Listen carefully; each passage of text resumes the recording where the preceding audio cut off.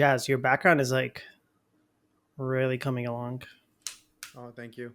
I'm Yo, gonna you ain't put. gonna sit about my fucking bed full of laundry and the clothes hanging over here? Listen, you know what? I look at your background every session. I just get disappointed a bit. Hey, man. Jazz has gaming posters and fucking Kendrick Lamar. I got responsibility over here. Okay, this is a man with Hey, man. child. I didn't Man, ask for which this. But yeah, I'll put Mind you, a some child that tried to fucking kill him yeah. and I came out stronger. yeah, I it's good hope. for your immune system. God forbid I get fucking gastro again because I think I might just kill myself. Dude, it was the worst. It was the worst. The vomiting, I can only describe as violent. I love this. I What? love this. No, I just Dude. love this. Like, I haven't. I mean, look, I'm pretty sure the last time I remember vomiting is like in the fucking subway when we all went to Funzo. But like, My God, the core memory. but this, it's like, first off, I can't eat anything. I can't keep anything down. So I'd only been having basically Gatorade and like chicken stock. And the vomiting just was acidic. And it was basically just this like yellow orange hue. And it's just pure liquid coming out of me and going into the toilet. But it's coming out of me so violent that I'm having to like practically force it out with these like guttural sounds. And then Didi was just like, I've never heard someone vomit like that before. That's utterly disgusting. Thanks for sharing with the class. Honestly, the Doom soundtrack would have gone very well with my vomiting. On that note, episode 7. That explains the delay, I guess. Nah, man. Honestly, I mean, look, yeah, that explains the delay for sure. My daughter tried to kill me twice, like I said. First, she gave me this crazy ass cold, the worst cold I've ever had in my life. Like again, I can't in like the last 15 years, I can tell you one time where I felt like, yeah, okay, I'm sick and this sucks. And that's it. And I was like, I got a pretty good immune system, I think. And then this girl, this little 9-month-old angel took a fucking bulldozer to my immune system. And just, dude, the things that were coming out of my nose at 3 a.m. when I had to get up and just go and just go over the sink and just, when you like you hold one nostril down and you just fucking blow your nose as hard as you can because you need to clear it. And like it's just basically neon yellow, thick and bloody. And I can't breathe. And I lost my taste for like a good 2 weeks, but it wasn't COVID because I tested. So this is just like, that's how fucked it was. And my sinuses were just, my head felt heavy and just shitty. But that's beyond the point because our last episode was what, like a month ago? About 3-4 weeks ago, yeah. Yeah. So what? So in that time, GTA got delayed. Microsoft raised the price across the board for their Xbox Series. The Switch was revealed, and then the pre-orders were announced, and then the pre-orders were delayed, and then the pre-orders were undelayed. But then all the shit except their console went up in price, so their games are essentially like Mario Kart's $110 Canadian before taxes if you want to buy that. PS5 increased their price everywhere around the world except for the US. So I guess what I'm trying to get at is we're gone for a month and we just can't leave you fucking people unattended, can we? Because the gaming industry just falls apart apparently Yes, when we're not podcasting. we're the glue that holds the gaming industry together. I mean, guys, think about it. Think about it. We went on leave before, right? We stopped podcasting, and then fucking Trump came back. Yeah, It's like the return of Palpatine. exactly. Somehow he came back. So you're saying we're the reason why? Guys, I'm starting to think that we might be the glue that holds this reality sort of from fucking collapsing in on itself. Yeah. So you're saying we're the reason why there's more layoffs. We're the what is it that they say in like the Marvel movies or whatever? We're like the anchor of this reality. Being, yeah. Yeah, this podcast is the anchor being of this reality. We're so doomed. I mean, who knows, man? At the end of this episode, all the tariffs might get reversed. It's nice to dream, isn't it? Certain political figures might go away altogether. Yeah, I'm just happy I got my Switch pre-order. I don't have to stress for like the next few weeks. Must be nice not having a child. It is actually pretty nice. Not No, having the I mean responsibility, not that shitting sincerely, and yeah. puking at the same time. You know, My it's life always a is my life bonus. has recently been worse for it, so good on you. Maybe your daughter got you sick because of all the shit talking you were doing, and she's like, you know what, this is my revenge. Oh my god. You know what? Honestly, if she is her mother's daughter, then I would not be surprised, man. That kid's probably got more brains than I do already. All right, what are we talking about, Manny? Smart enough to know We I'm an just listed idiot. them. Did you like tune out when Taz was listing all the I mean, things? that's not all we're talking about this episode. I'm just giving a brief outline of all the shit that occurred in our month hiatus while I was recovering from the fucking bubonic plague that my daughter brought home from daycare. Okay, so okay, But we've you did get to play some games, so I would be very curious to know, Taz, what I you've got to been playing. play a game. I got to play the game, everyone's Go talking on. about. Clair Obscur. I think everyone. I don't think. I mean, I don't think I need to say anything. I mean, at this God. point, the discourse has already been discoursed, right? Like everything anyone needs to know about this game, the reviews have said it all. Just the online sort of zeitgeist around it has said it all. I mean, it's a 10. That's it. And It's safe to assume it has a solid spot for Game of the Year at this point, I think unless it's something a else dude, comes around. foregone absolutely, conclusion, Yeah, absolutely. especially with GTA being delayed. I think that this kind of guarantees that Clair Obscur. Basically, the game of the year is for Clair Obscur to lose. Like right. essentially, there's been a lot of great games that came out. I know that Manny played one of them as well, Blueprints. But um, you know, this is definitely going to be. I think this would be a no brainer I think it's if a you were to game that bet a on lot of it. people. It's a kind of game that a lot of people have been clamoring for. That major AAA studios have just been unable to deliver because for them they're looking more at profit versus like what does the player actually want. And then these guys decide, hey, you know what? Let's leave Ubisoft and let's just get this shit done. And oh man, did they get that shit done?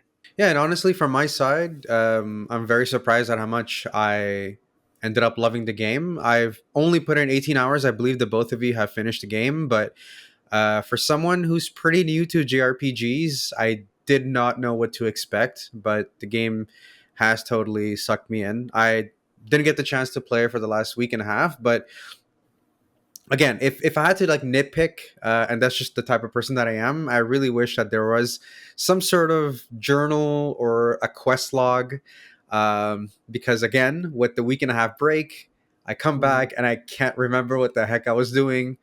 And I get that it's probably a design choice to make you feel more like immersed and more in tune with the world, but I would have preferred just a little bit more guidance. But again, it's just me being very very Yeah. nitpicky.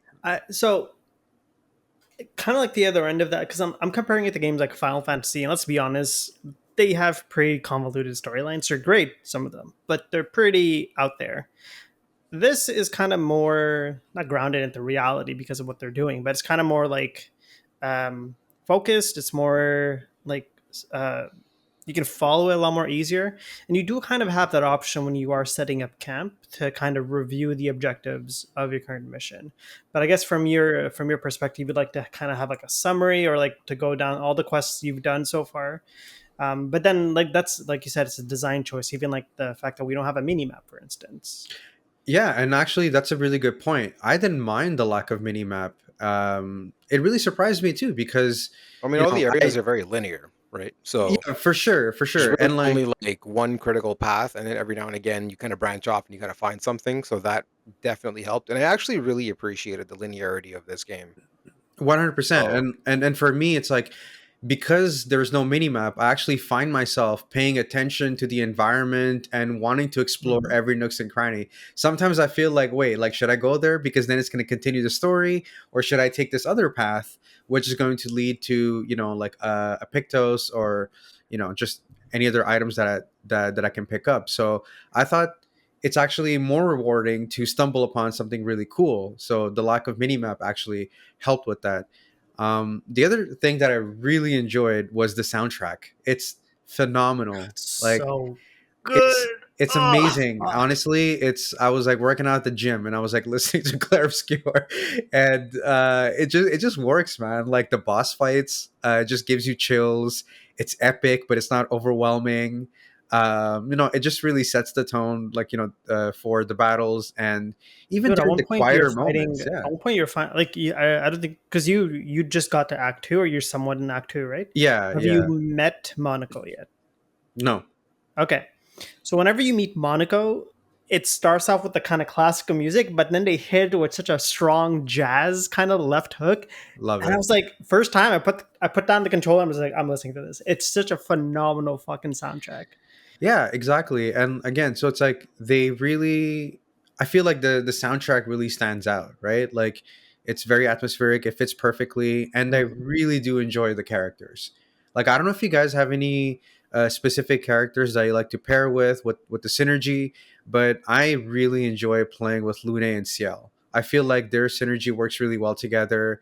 I feel like the elemental mechanics with like like the pairing that you can do with Ciel is really really cool. Right. So I'm just kind of wondering, like, did you guys feel like you were you know uh picking like maybe like a duo or a trio more often than others, and I'd be curious to know who that would be. So Personally, for me, it was Verso and Mael, and oh, then I was using CL up until I unlocked Monaco, and then it was those three for the rest of the game. so what was it Especially, about Verso, yeah, and Mael? so for the way I built Verso, he dishes out. He's like kind of like support, but he also attacks twice every turn, especially with his the weapon you get from the duelist, and so Dualiso. dually. So yeah, so his base attack has two attacks, and so he constantly applies debuffs to the enemies. And so then Mael, who probably one of the strongest character in the game, she dishes out heavy amount of damage, especially when you Mile unlock. is fucking broken as Yeah, Did shit. they There's did they some not builds nerf with her her? that are Did they not nerf that? they did, but I mean, she's even still with the strong. nerf, there's still like there's a build where essentially you can do with one shot like 110 million damage post nerf. Yeah, So, Wow. you know, Yeah. it's the which one. even then, like I didn't understand. Sorry to cut you off. I didn't understand the nerf part because I'm like, I mean, I get it. She's doing crazy damage and it's kind of breaking your game. But in another sense, if the players are enjoying it and this is a single player only game, 100%.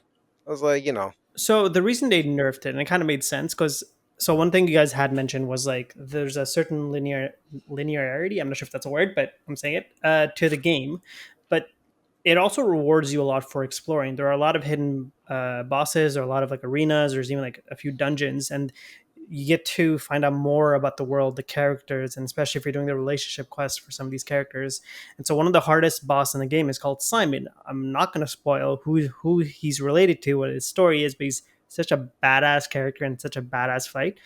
The hardest fight in the game. But then people were one kind of shotting him. clearing it with like, yeah, one shotting it basically with Mael. So it kind of made sense that they want to nerf it. It does surprise me that this is not something that came across in testing because it's not exactly a difficult thing to accomplish making a build such as that with Mael, you know what I mean? But Yeah.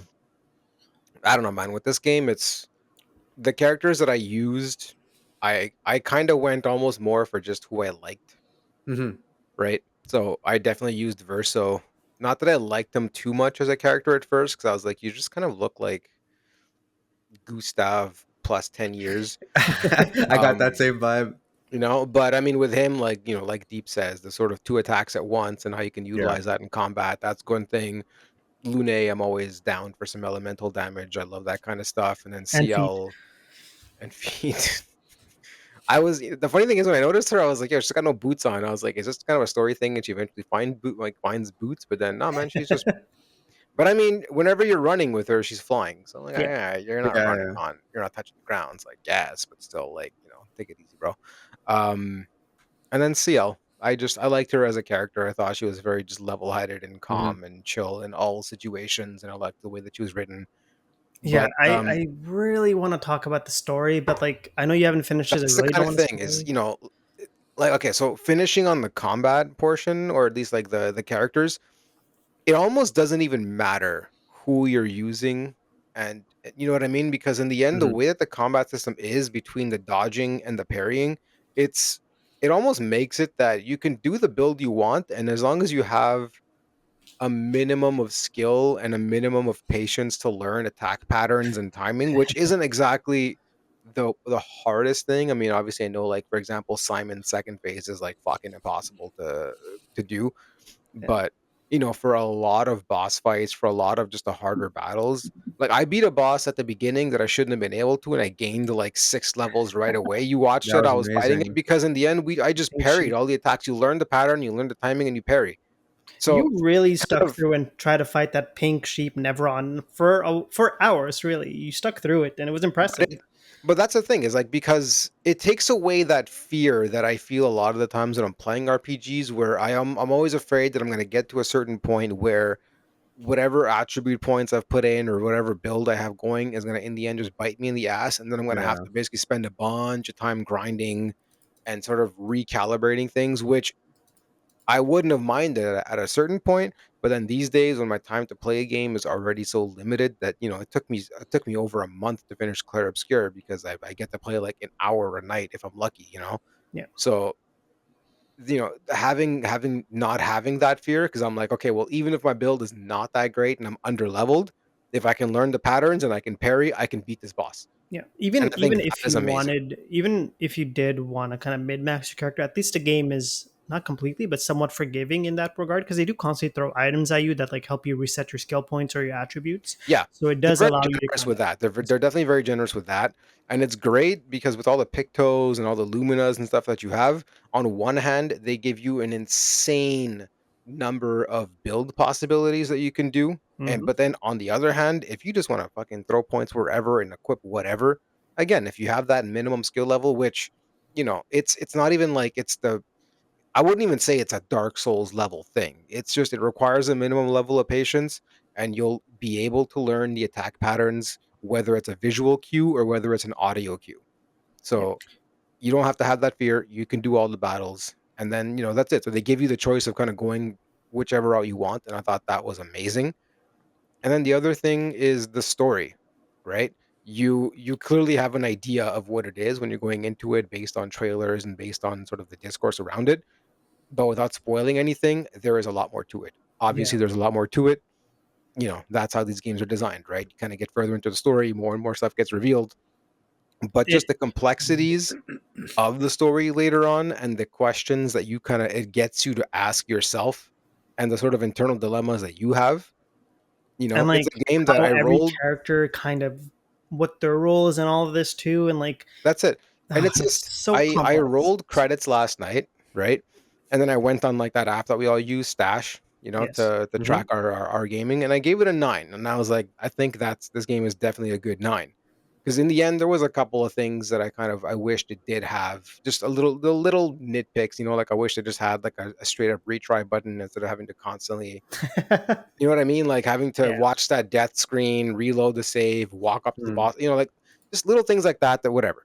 But I digress. It's just, but then so I rolled the credits and then I gave it that 9. And then since yesterday, I've been consistently thinking about the story and just sort of all of these characters and just the way that everything plays out and how they must feel in certain situations, but then also kind of asking like, okay, but you know, and again, without I can't go too much into it because it's spoiler, right? And I definitely do not want to spoil it for you, Jazz, especially Yeah, if you're looking to it's actually finish the game. yeah. But it really does make you ask, like, okay, so is something worth less because you perceive it to not be real? But then because you perceive it to not be real, does that make it any less real versus how these people see this thing? And I know that what I'm saying almost makes no sense, but then you have to actually play to that point and Yeah. get to that story It's beat. definitely a game you And can't it's just finish and then I feel like I think it's well worth to sit on it and ponder. Yeah, and, like, they did such a good job with the writing, right? Because it's for all the complexities that the story has later on, it never loses the plot. No. Like, there's times where you're playing a game and the story is so good, but then you get to the end and you're just like, "What the fuck is happening now?" Like, so much shit goes on for the sake of, like, surprising the player or just having a twist for the sake of having a twist because you think this might be a good story beat, but in the end, it's just sort of, like, try hardish almost. But then these writers just fucking nailed it. Like, I Hmm. I there's started a there's second just playthrough and immediately after finishing it because I just didn't want to not play the game anymore. and I started a second playthrough, and I'm gonna go back to finishing the game and then do all the side content that I missed the first time around. But it is very interesting picking up on those cues from the very beginning, and like you realize how much was said and how much you kind of just gloss over because you don't have the context of what the actual like problem and story is and all that stuff. Yeah, like I kind of wish I had it in me to go back and replay it, but again, I have such limited time to play these days that I'm kind of like I love this game, but you know what? I feel like I gave it the time that I could give it. I got what I wanted out of it, and now I can move on. And I just started Doom: The Dark Ages earlier today, Yeah. but what an absolutely great game! What an absolutely great 100%. story! What a well written, well thought out, just great story to this Like game. as Like you mentioned before, it's crazy that it's a team of 30 odd Ubisoft employees, ex Ubisoft employees that got together and made this game. And even like the person behind like the soundtrack, it's like they found them on SoundCloud or something. And yeah, like he had never orchestrated a soundtrack. They just yeah, it goes apparently to like there was a show track like he posted, they liked it, and he's like, "Yo, you want to try your hand at doing a whole soundtrack for an entire game?" And then this guy just created one of the absolute greatest fucking game soundtracks. 100%. It goes You to know what show I what mean? kind of like if you have that passion for the game and you don't have people breathing down your necks, they're trying to meet a quota. It's like what kind of like amazing product you can create. And like Yeah. I know that the social team behind the game, they announced that they're making a vinyl for Clair Obscur, and I'm like, that's a day one It's for gonna me. be like 10 vinyls in one. I can only hope that this studio never gets bought out by some major fucking studio, Yeah. because what they have going on is incredible, and I think this is definitely a studio to watch out for now. Hmm. I'd be very excited to see what they're going to be coming out with next, even if it is another game in the Clair Obscur universe. I can only hope that, I don't know if it's a movie or a TV show that they signed on for based on this. I think it's a movie, It's a movie. but I can only hope Mm. that it does justice to Can this we game. agree that Robert Pattinson and Gustav would work really fucking well? Dude, Oh honestly, I yeah. look at Gustav and I'm like, you're basically fucking like a young Gerard Butler. But what about Jake Gyllenhaal? I don't okay. Mm, Okay, look, here's the thing. If I we're don't if we're see. gonna get into casting this fucking movie, okay, I don't want any of these big name actors. I don't. Okay. I know you always say that, but why not? Well, first off, it'll be kind of synchronous with the game where it's a brand new studio that just kind of came out of nowhere, a bunch of unknowns, quote unquote, from Ubisoft, and now that they've made this name for themselves. But then second, it just I don't know. These whenever they get these big names like Jake Gyllenhaal and all that stuff, for me personally, depending on the actor, I kind of have a hard time differentiating the actor from the role. It's kind of like whenever you cast Will Smith in a movie to me, I look at him and I'm like, you're just Will Smith saying the lines that this character would say, but I don't see you as a character. I just see you as Will Smith fucking cosplaying, you know? Same Yeah. as like Tom Cruise, Yeah. Jake Gyllenhaal, like these I don't know. At a Just certain yeah. point it's just, you know, if you guys did as well with this game with the budget that you had, which mind you, I'm like, you kind of had to have had a good fucking budget if you got people like Do Ben we know what the Starr. budget is? I mean, I'm not getting into I the mean, the Andy dollar Serkis. specifics, Yeah, but Andy yeah, Serkis. if you got the talent that you had, Andy Serkis, Ben Starr, Charlie Cox, I'm like, these aren't fucking small names. No, they're Well, not. Ben Starr might be the smallest of them, but he got popular through Final Fantasy and so on. But now he's a big name in voice acting, But I don't know. All that to say, just I don't know. Maybe not crazy, super well-known actors, but anyways, whatever. At this point, I don't care. Do the story justice. Don't just fucking cripple it for the sake of that runtime. You know, just I don't know. I'm like, part of me is like, I think it might have been better off as like a fucking HBO TV show, but who knows? Isn't But it yeah, no, HBO Max now? yeah. Well, yeah. Yeah, But no, I Max, have to. aka HBO Max, aka Max, aka I don't know what the fuck. But anyways, yeah, no, great game, great everything. And I was like, you know what? No, after that story, this game is a 10. If it stuck with me that much, despite whatever little shortcomings that I might have had with it, that I thought it had, overall, with the experience and just everything taken into account, it is a 10. Because if this game's not a 10, I don't know what is, man. It's just I like Everything is there's so been well solid executed. games last few years, but like I don't know if there's been a game that's had such a like impact on me to the point where it's like They make you care about the characters, right? They they make do. you care about the decisions. And look, I know that I'm not super far into the game, but I have met Renoir, or like, I mean, I know his name now, and I kind of get what he's doing. And, like, but again, like, I You don't don't, know you yet. don't know I shit. don't know yet. I You don't know understand. shit. Just been I there saying you understand. don't know shit.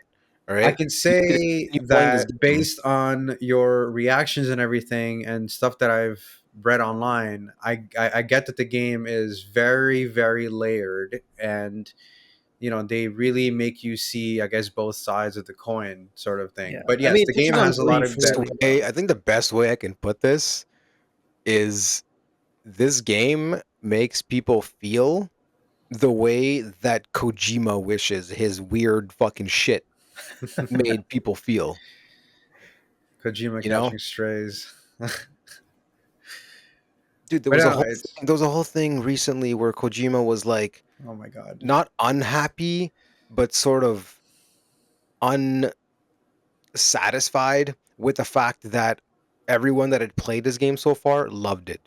He wasn't happy with that fully. He was like, "Oh, I want my game to be divisive. I don't want everyone to love it because then I mean they did something wrong or some shit." And I'm like, "Bro, get your fucking head out of your own ass." And then he like, Yeah. there's this whole other thing where he's like leaving a USB key full of fucking game ideas for his studio so that they can make games that are, creative after he's dead. Which is like, okay, so what? You think no one else is as creative as you are? And half the shit that you do, no one understands anyways. It's all this like avant-garde fucking I failed film school, try hard shit. But anyways, Kojima, man, thank you for Metal Gear, but seriously, fucking go just smoke a joint and chill out. Anyways, All right, Manny, did you want to talk about any other games that you've been playing? I mean, like I gotta say, it's a great time to be a Xbox Game Pass member because I've been playing games left and right. It's the best. Blueprints. You guys have heard of it? For those of you that haven't, the best. It's a puzzle game, but the best way I can describe it, it's like a roguelike escape room. Hmm. So basically, the whole premise of it is your kid who gets like his uncle's inheritance after they pass away, but there's a caveat to it. You basically have to find the 46th hidden room in their mansion. But the interesting about their mansion is that the rooms change on a daily basis, the layout of it. So every single day when you enter the mansion, you have the first room, which is the entrance, and then it branches out to three different rooms. And this is think of a grid of like 4 by 9. And whenever you go up to a door, you're given the choice of three different doors from a pool of rooms of what the next room can be. And then as you're progressing through the game, so every room has a puzzle, but then there's like overarching puzzles. And so I played this game with my girlfriend, and we both complement each other really well in the terms of like what type of puzzles we're good at. And so, for example, there's one room we walk into, and it's a logic room. Basically, there's 3 boxes, and you're given one key. And there's fallacies on every box. Once at least one of them is true, at least one of them is false, but only one of them has the gems. And so you have to find which box contains them. You're going to go into a billiards room, right? And you think you're going to throw darts. No, actually, it's a math puzzle. So basically, things are highlighted, and you have to figure out what adds to what subtracts, what multiplies. And then things get more complex. Eventually, you're going to find keys. You're going to find a breaker box that powers and like different parts of the house as well. You're going to find broken levers. You're going to find like shovels you can dig throughout the house. And like as we're playing the game, we started like writing things down. We started keeping a journal, and we noticed that like we were quickly filling out things about the journal, and it was actually very exciting to look forward to like doing another run. It's kind of like the Stardew Valley where it's like another day. Same kind of mentality with this game. So when you enter the house, you have a certain amount of steps. You can replenish those steps if you eat, but otherwise, whenever you walk into a room, you lose a step. So you have to be careful. Let's say if you branch out the house, but then you have to go back because you kind of left some open spots or you forgot a key or something in another room. What's going to cost you steps? Because the moment you run out of steps, your run's over for the day, and you got to move on to the next day. And where it gets like kind of interesting in the roguelike sense is because as you progress through through the game. Every single day, you can't keep your keys, your money, your gems that you unlock. It resets on a daily basis. However, you can find rooms to add to your pool that you can keep. You can upgrade certain rooms, and anything that happens outside of the mansion. Yes, you also explore the grounds. That kind of persists as well throughout your runs. And we every single time we thought we were close to being done, there was constantly more and more puzzles being introduced. At one point, like we're just walking casually throughout the house, and we're like, "Oh, why does every room have two pictures?" And then eventually, we enter this laboratory room, and then explain, "Okay, there's actually a puzzle to this because two images, there's one letter difference between the two. So that's, for example, there's an image of a crow and there's an image of a crown. Well, the letter is N.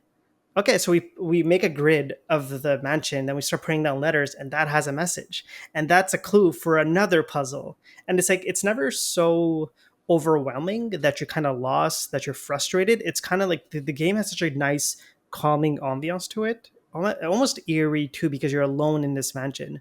That it's a relaxing, fun play, and like it's so rewarding when you don't look things up. The entire playthrough, we only looked up two things, and those were more to kind of reaffirm what we assumed or thought instead of kind of look up how to solve the puzzle. And Does Jazz, actually, this is like your type of game. Well, I was just about to ask, like, since you mentioned that you played it with your girlfriend, if you feel like this could be like a fun two-player experience. I like the fact that you guys like wrote notes, because as you were describing the game, I'm like, yeah, this really seems like the kind of game where you need to like have a journal and just write things That's down. it. My curiosity was more like, did you find the game's difficulty, like, did it feel balanced to you, or did you feel like there were some parts that were very difficult? Yeah, like, how did Not at all. you? I think everything in the game, it's like you can find out how to solve it. So eventually, you're gonna like, for instance, you're gonna be a library, and you can check out books in the library. So once you enter in the library the first time, it's gonna be like, okay, what book you want to check out. The next time you enter the library, the book's gonna be available for you on the table, and there's like you can find like um, books about certain rooms. So they describe how to solve the puzzles. They describe the logic behind it. You're going to find computer terminals. You interact with them. You read the messages, and they tell you how to solve certain things, or they give you clues towards it. So everything everything's important in that game, and it I don't think the difficulty is too high. It's Okay. to the point where like once we finished the game, the credits rolled, my girlfriend and I were looking at our notes, like, okay, but what was this for? Why did we find these random objects in a lot of rooms? So we actually went back and did more runs just to kind of solve some of these puzzles. That's It, awesome. And how does the game compare to like other similar games that you might have played? I Like, can't think of any game that I played like this before. really? I Like, does it remind you a little bit of like Baba Is You? Like, because I mean, like, you do have to like solve puzzles as well. I mean, I guess granted, like, each level is distinct, and it doesn't really branch out to like other levels. It seems like this game, the clues and whatnot, like everything they discover kind of follow through to They do, and like so subsequent where Baba's levels. U is mainly like a logic heavy game, this kind of has more layers to it. So like there is a certain level of resource management as well as like deciding what room goes where. Because it's like one thing we noticed is like we wanted to branch out, because also depending on where you are in what side of the house you are, certain rooms appear, others don't. So we're trying to figure those out. So we weren't using like dead end room. So like the breaker room is one instance, or like the bedroom. It's like when you walk into a bedroom, that's it. Like you have to walk back or go to another route. So we ended up finding out, okay, we have to be more strategic in how we place the rooms. Hmm. So there's those elements to it, and I don't know. If you have Game Pass, no brainer. I wouldn't have ever checked that out or even seen it if I didn't have Game Pass. This was a lot of Game fun. Pass is amazing, man. Like Clair Obscur, you got Blueprints, you guys got Doom coming. It's like the best value. But yeah, no, like, thanks for talking about it, because I know that it got great reviews, right? But for Mhm. me, it was like, oh yeah, cool, like high 80s. All right, cool. Maybe I'll check it out.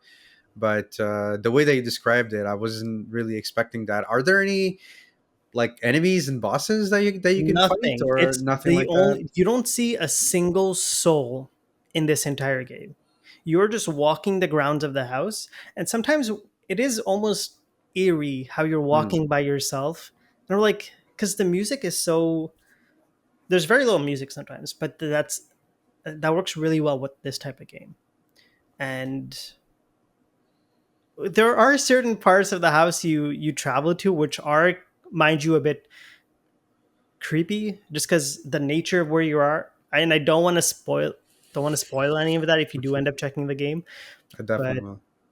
yeah, it was one hell of a ride. It was to the point where like I couldn't play the game without my girlfriend, and it's like I was itching to play, and I was like, when is she coming over so we can play?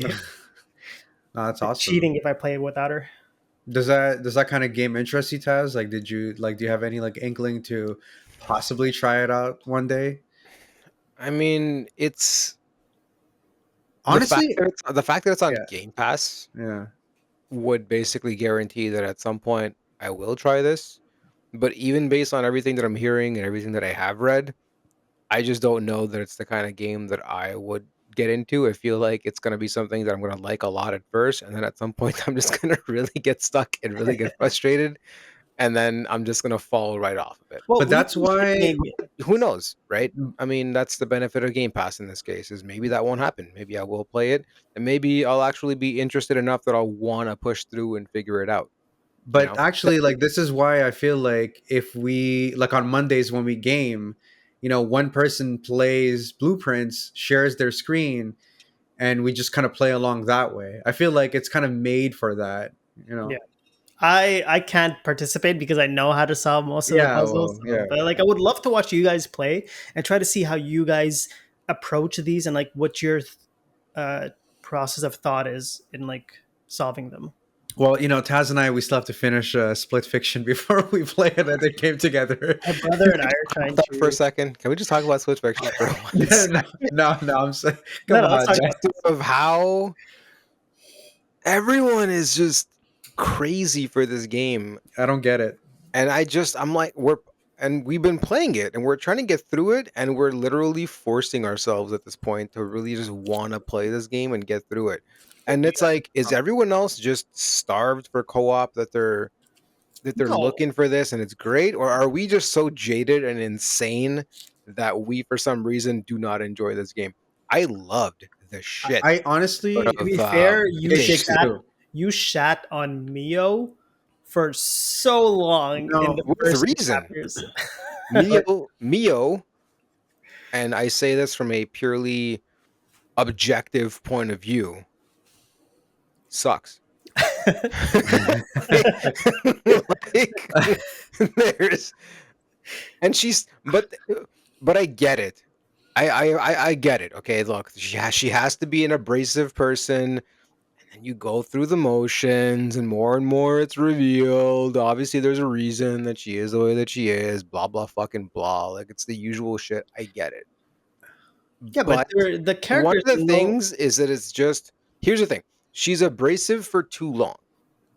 I think the sort of her opening up needs to start happening a little earlier on, but that I can kind of forgive. The thing with this game is the levels feel like they are a fucking year long each. they're At never ending. Oh, like it's just I don't know, man. Sometimes I get back into the session with Jas and I'm like, are we still on this fucking level? Like I don't you guys also did Yeah. not like the dragon level. Let's be honest. Look, it's not that. okay, look, all of the levels have been cool. It's just they overstay their welcome.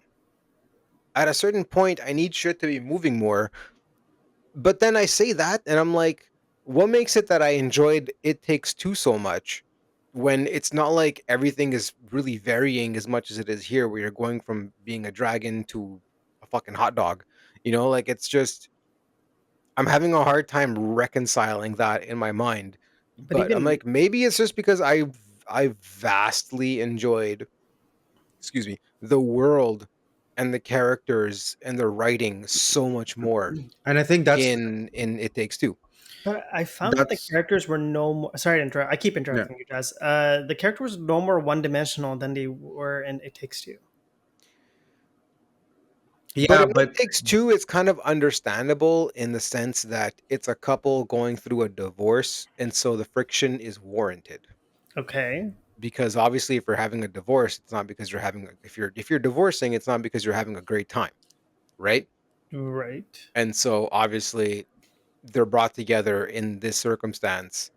And so the abrasive nature of their personalities remains because again, they're going through a divorce, but they're stuck in situations they have to work together. So I think that kind of thing I can reconcile in my mind. Whereas with this, they're in this situation, it's clear that they have to work together. It's such a logical thing. And them, especially being writers and having sort of seen these scenarios before, because if you're, I mean, let's face it, us as people that have, played games with similar stories, watched movies, TV shows with all these scenarios, it's a very cliche scenario. Right. But the So whole keep in mind that it's presented as they're not great writers. So it's like obviously their stories are gonna maybe not, but the the the part that I take issue with, where there's Mio that's so abrasive. Oh, I'm a fucking lone wolf. I don't need this shit. Let's just fucking go from whatever. I'm not going to reveal anything, even though every level is deeply tied to our individual psyches. And so, logically speaking, me telling you more about myself would actually benefit us and maybe keep us alive. which you're It's not getting that happening, as you play the game. but it doesn't start happening soon enough. Okay.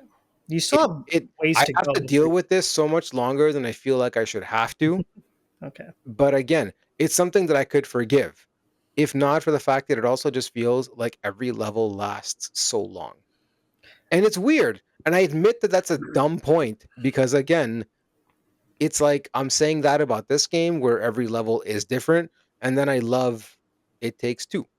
But I just feel That's like the It thing. Takes Two was more creative in every way. I feel like it was more creative in how it used the mechanics in every different level. I feel like the characters were a little more creative, where you go from, that even though it was weird beyond belief, that Mhm. that fucking thing with the elephant and trying to make the kid cry to have them potentially, you know what I mean, like tearing off its leg or whatever it was, and then you're dealing with like a Rosie. squirrel kind of army situation. Yeah. I mean, to And be just the fair, the moment to moment gameplay and yeah. how they kind of the ways that they made you work together in that game, I Mhm. enjoyed more than the ways that they force you to work together in this game. I'm gonna have to disagree because I feel like this game has all of that. But if anything, I think the fact that the levels are longer, like I think that's why they have those side stories because they're kind of like a little bit of a palate cleanser when you jump back before you jump back into it. I mean, I appreciate the side stories because it gives us a break from what we're doing in the level. So in a sense, yeah, I agree with you. It is a palate cleanser, Okay. but it still remains that just the levels feel just slightly too long. My brother and I have been trying to do the laser level, and my God, we're finally almost through the third part of that. It's hard. And your brother too. He's not. He's from what I've been gleaming from him. He's not as into yeah, this he. game as he was as It It Takes seems Two like either. Manny, like you seem to be the only one. Okay, so I know that we've spoken a lot about Split Fiction. I think for me, I'll end it here because I've been waiting to say this for a while. I think Taz is right on a lot of front. I do agree with everything that he said. I feel like It Takes Two. The characters were more charming, more fleshed out. I really felt like It Takes Two. There was a lot more interactivity between the characters, just overall collaboration. And I didn't really feel that, or I'm not feeling that with this game. I also feel like Zoe got the short end of the stick. Like the story focuses so much on Mio, and I feel like even Mio's abilities feel a bit more engaging. I feel like, I don't know, Zoe just got the short end of the stick, story wise. Um, Well, I mean, look, and the let's not dialogue get seems twisted. We also. haven't gotten to the end of this No, game. no, no, no, no. We haven't. We haven't. So, And I really hope that we do, because I paid for this game. But thank all you that for to that. say, yeah, no problem. All that to say is, I still want to finish it, but we haven't played it in over like 3 or 4 weeks, and I don't think that Taz and I are aching or itching to play this. So I'm maybe we'll play it tomorrow. If I'm Uh, willing to play it, it's just because I insist on finishing it because we yeah, started same, it. But of there's no course. part of me that outside of when we do play it Hmm. on our Monday usual game nights, there's no part of me that's like, oh man, I Yeah, really kind of want to go back and play this game. I'm yeah, just yeah. like, oh fuck, I'm gonna have to play this game on Monday. But maybe we're almost done. And then we boot it up, and I'm like, yo, we're still on this fucking level. We're still at the dragon level. No, I'm kidding. But that's Yeah. all that said, to end it on this note, I am glad this game exists. I might not be the biggest fan of it, but I love that it exists. I love what they're doing. I hope they keep doing it. And, I hope they go with my idea where they make the same kind of a game, make it M rated, do like a Seth Rogen and whatever situation where there's just two fucking idiots that kind of constantly just, are legitimately funny. But anyways, all that said, yeah, I I'm think happy it Manny. exists. I think it's time for us to jump into the first topic of the. Yeah, let's do it. Yeah, we're reaching that hour mark. Jesus Christ, an hour in. Holy crap. All right. Yeah. We just missed a podcast. Some we have to Guys, we talk watch about the game. news sometimes too, I swear. We're about So to. Borderlands 4, there was a 20-minute state of play. I So think that bizarre. happened. Sorry? So bizarre to me that Yeah, that there would be yeah. a whole state of play dedicated to Borderlands of all things. But anyways. Yeah, but I honestly, you know, I don't know if many of us are fans of the series. I know that Borderlands 2 was, has a soft spot, for a lot of us, right? We played the hell out of that game. I thought it was just the perfect amount of, chaos, of humor. And Borderlands 3 came out, and yeah, it wasn't as well received. Actually didn't even finish the game. I think I stopped, midway because I was just kind of fed up of all the forced humor that they had. But I'm kind of curious to know what you guys thought about the state of play. Like, did you guys get to watch the whole 20-minute clip? Like, what did you guys think about some of the changes that they're making, and just overall gameplay, and also like the new, world that we're going to be playing in? Kairos. I mean, none of the changes that they introduced were like groundbreaking. Like we've seen Mm, this before. So like in the past, you can like spam grenades, for instance, and like certain heavy weapons. But now they're introducing cooldowns for them, which kind of makes sense. mhm. And like gliding and grappling, nothing new. We've seen these in games in the last few years. Yes. But I'm glad that they're finally introducing this because I think one of my biggest issues with Borderlands, like with 2, I didn't mind it. By the Mhm. time 3 came out, other games had just done it so well that it was kind of a shame that it wasn't included. Right. But mobility has always been an issue. There's always like some little jump that you should be able to make that's a little too high or whatever. Right. Yeah. So now having the gliding and the grappling to help with mobility, as long as I guess with that sort of new your personal ghost, or not ghost, Yeah. but Uh, what do they call it in Destiny again? Your your ghost. Ghost, no, yeah. no, no, no, your little scooter there. Oh, your sparrow. Sparrow. Yeah. Yeah, like Yeah. having your own little sparrow kind of thing, like that stuff definitely helps. I But think, anyways, look, go on. The more based on the trailer, just very quickly, that is, sorry to cut you off, but I think what they're trying to do, and Manny, you're right, they're not reinventing the wheel, but I think by doing so, I feel like they're kind of modernizing the gameplay of Borderlands. yeah. Um, and I don't know, I just found that Borderlands 3 just kind of, to me, felt very chaotic. One of the things that I've noticed is that the legendary drops, like Borderlands 3, you know, you just had so much legendary drop that Yeah, your rare item didn't feel like it was a rare it item. It it didn't feel sounded meaningful. like when they kind of introduced that with 3, like it sounded like a good idea, but then in execution, it's not their fault. It's just it made the grind for legendaries almost worthless, and like that was something to look forward to in the first 2 games and even the side games. But then 3, there was so much of it thrown constantly in your face, where Hmm. too much of too much of a good thing is a bad thing. I don't know what the expression is, but like, No, that's, yeah, you got it. But and yeah, them revising it, I think, is gonna make for a overall better gaming experience. based on everything that I've seen, it doesn't feel like a day one for me. I don't like. If it was on Game Pass, yeah, I'd be happy to play If it. it's I'll on Game play it day Pass. one, but I'm not. I wouldn't buy. I wouldn't pay like $80, and like I was even worried because I forgot the guy's name, but he was like talking about, I guess, like the Randy creator, Pitchford. yeah, Randy Pitchford, and he was talking about the price of the game, right? And that they weren't certain, or something along the lines, and that really also kind of scared me. But you know, to be able to pay full price for this game, I don't know if I'm that target audience anymore. I feel like I've been burned before by games that promise a lot but don't deliver. Borderlands 3 was that example. Like I bought it on PS5, uh, played half of it, and then I just kind of stopped. It didn't feel like a fresh game. It to me, it felt like they tried so hard to recapture what made Borderlands 2 iconic without necessarily evolving it. So it was I just think more they of the fully same but cranked understand up. what people Yeah, wanted. And one of the great things about Borderlands 2 was the villain, was the writing. And 100%. they completely butchered that in the third one. So to me, the fact that we're seeing, positive signs from the gameplay, like they're really trying to modernize it. The humor is still there. It's kind of hard to judge based on like a 15-20 minute state of play if the Yeah. humor is going to be like shoved down our throats, or if it's going to be kind of reined in a little bit. But I think that if you find like a good balance, between like that classic feel of Borderlands 2, but also new ideas, then I think that they definitely have a hit on their hand. Yeah. But I'm kind of curious to know, like, would this be a day one for you guys, like, or is this kind of like a let's wait for a sale and then we all buy it together and we can all play co-op or something? Personally, I bought 3 as well, day one. Thoroughly well, okay, I'm not gonna lie and say I thoroughly enjoyed it. I enjoyed for what it was. Um and I do think that we still have quite the expectations of going back to a game like 2.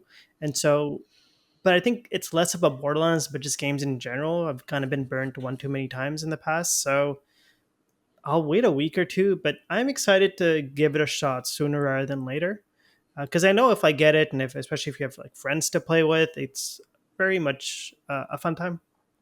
Yeah, and like the other thing that I kind of hope is that, like, I think Borderlands 2 came out in 2012. Oh I my was god! I was 22. So yeah, it came out in 2012, and we're not in 2012 anymore, right? So I don't want them to always go back to what was edgy and what was funny back in 2012, because it's Yeah, not the same today.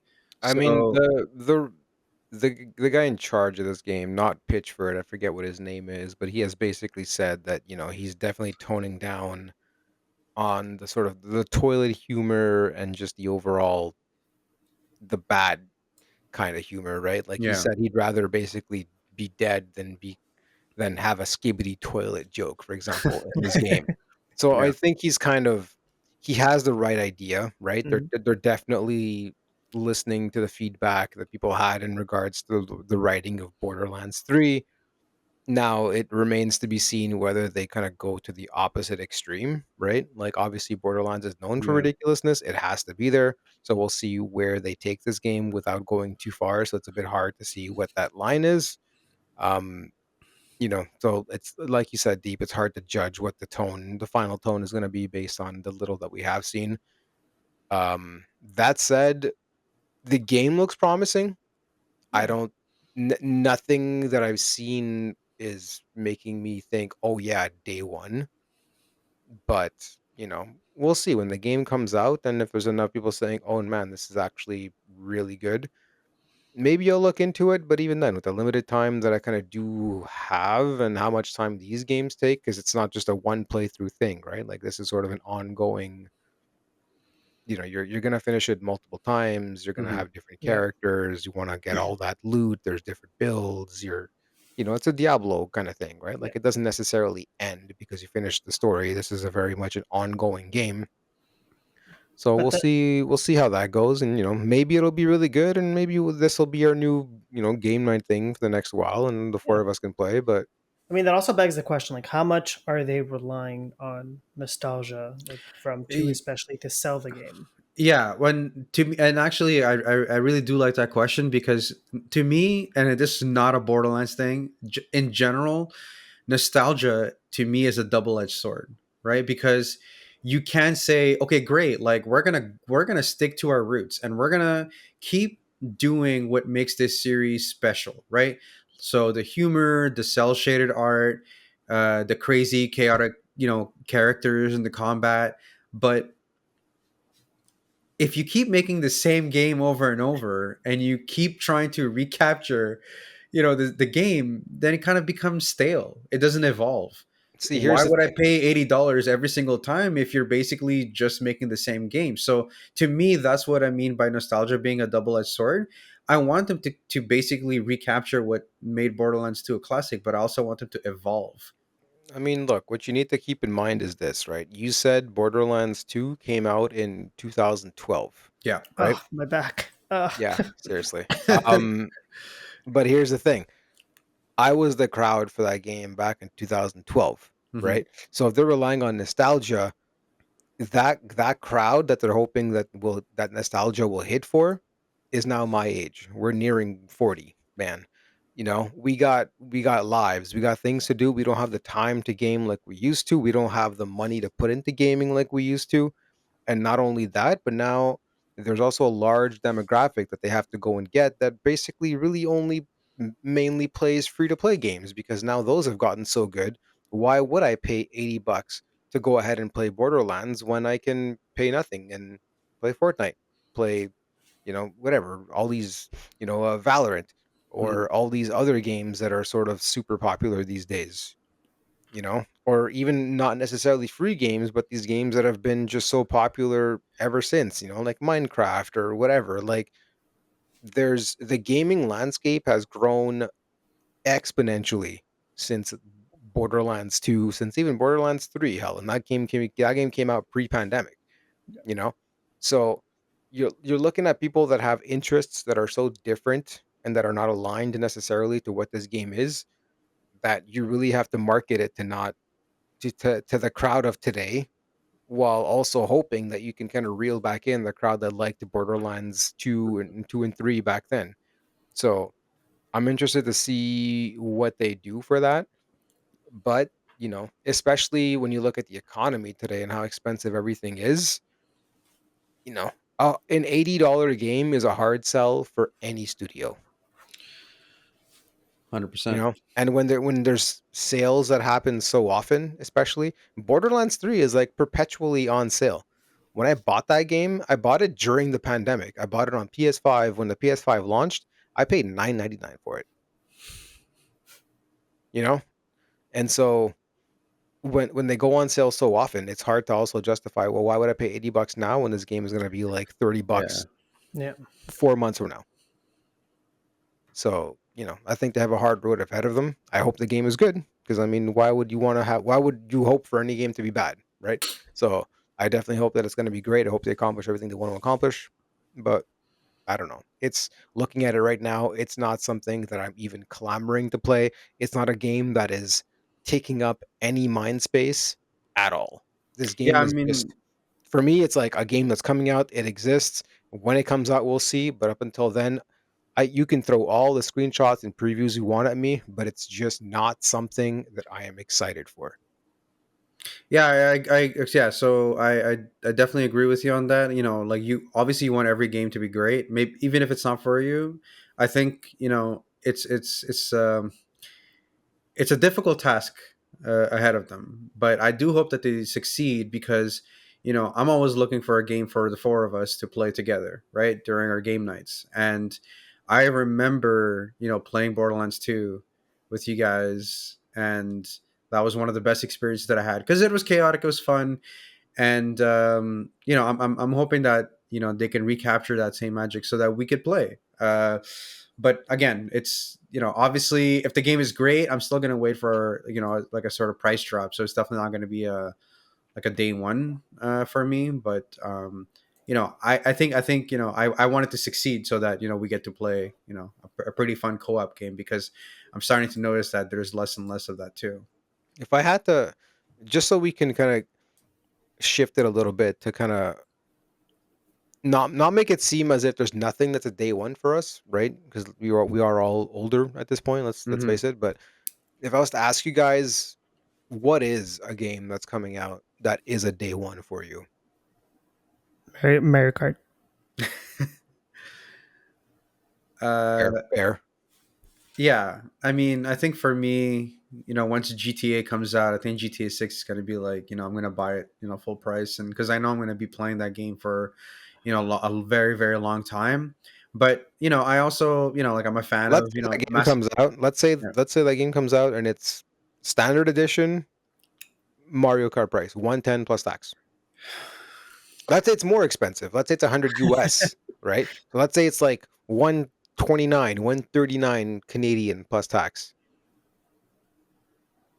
Also, assuming your PC can run it. Man, we just built new PCs that better be able to Yeah. run this goddamn game. I don't know, man. Like, look, if I was to, think about it that way, like I bought Destiny, I bought, like all those expansions, the expansions, every single year I was paying like $100 for them. You know what I mean? That included like all 4 seasons and stuff like that, and I was doing it just fine. I didn't bat an eye. I was like, oh, cool. Like I get to play with my family and my friends. And that was fine. So if I'm willing to spend that amount for Destiny 2, I then yeah, know I why. guess. This picture grandma on Destiny. Oh yeah, grandma's like carrying me. Yeah. Doing some raids with her. Oh man. And then she disowns me because I'm just like wiping. But She's like, I carried you when you were a child. Now I'm carrying you again in yeah, Destiny. exactly. No, I mean, just to answer your question, yeah, like I mean, I feel like GTA, they have a good track record, right? So I feel like they're gonna make like a super great game, and it's gonna be the new standard. It's gonna raise the bar. So if it's like 110, 120 Canadian, I'll pay for it. Look, man, Yeah, I don't wanna encourage these companies, right? I know. I'm all about that fuck corporate greed, fuck corporations kind of thing. But if this game came out and it was like 110 Canadian, I think I probably might still pay it. 'Cause I'm Well, like, well, that's what I just it's said. fucking Yeah, GTA. Like, I'm gonna be exactly. honest. I think I'm the one of because the just look at only. the fucking the worlds that they build, Yeah, man. You know yeah, what I yeah. mean? Like this is not a game where just it's the world is a real fucking living breathing world, there's things that go on that even if I am not conscious enough to appreciate, you know what I mean, like if you look at people that have modern, like have really sort of put a magnifying glass to the trailer, there's dumb things like the beer in a bottle actually sloshes Yeah. around realistically, the way that the Yeah. light hits it is realistic, when someone's talking their muscles whenever they move their arm, depending on how they move it, flex in realistic ways and all that shit. And I'm like, do I notice any of that? Absolutely not. This game could look like fucking Minecraft to me and it would still probably rock my world. But the fact that they did it and the fact that that's kind of the level of detail that's going into this world, I can appreciate it. No, I gotta 100%. But say, anyways, GTA still hasn't clicked with me. I played 4. I bought 5. I don't get the appeal of GTA, and I feel like I'm missing out because it's like everyone's excited for GTA 6. I'm not. I couldn't care less if it came it's tomorrow. hey man, GTA 6 is your split fiction. It's all good. but that's the thing. But it's not for everyone, right? Like I mean, again, Right. we were talking about Clair Obscur, and not to go back to that because we have more topics. But it's like it's a JRPG. I haven't played that many JRPGs. It's an I've RPG, seen, a JRPG. but yes, but sure. But all that to say is that like it was new for me, and I wasn't really quite sure with the parrying system and the blocking and all with the dodging. But it's and I love it. But a lot of people, for example, only play sports games, right? I Yeah. don't get it, but No, but that's like what they someone who do. wants to, I want to get the same level of excitement you guys are going through, and I'm like, I feel like I'm missing out. But it's like there's nothing about this game that Yeah, but sometimes I think it's make like my the money. setting, the Yeah. style. Like Rockstar also made Red Dead Redemption 2. I did not like Red Dead Redemption 2 at all. Like at Fair enough. all. I did not I finish don't the like game. it as a video game because that game is work. Yeah. But you cannot deny when you play GTA 5 or when you play Red Dead 2 that Rockstar is really good at creating a world. No, 100%, 100%. Yeah, So and even Maybe I if need you to don't, play. Maybe I you know, need to so even if you play don't Red like Dead because I GTA, never played it. yeah, well, like even if you don't like GTA from the perspective of like the gameplay or whatever, what it is, just look at the world that you're in, the level Mhm. of detail in everything, the way that everything is designed, the overall map, the NPCs, and it's just sort of it's really the most fleshed out and well designed open world if you look at all of these games that do a similar thing. Sorry, you had such a great message, but just a random thing I remembered about GTA 5. One of the last times I played it, it's the first time I'm doing a heist online, and then I fuck up the keyboard like button, and I end up jumping out of the car, causing the mission to fail, and then everyone's like swearing on my team, and I'm just like, I'm gonna stop playing this game. Part of Oh the my charm, god. man. That's the Yeah. risk you take when you're playing GTA online with people. Some people are in it for the chaos, and that's it. Yeah. I mean, I can't even say that I enjoyed online all that much. I definitely played a lot of it, Hmm. and some people like fucking live and die by GTA Online. But But to I me, remember it's you always were been. stating a while back that the story was really good. I really enjoy playing their campaigns. I Okay. do.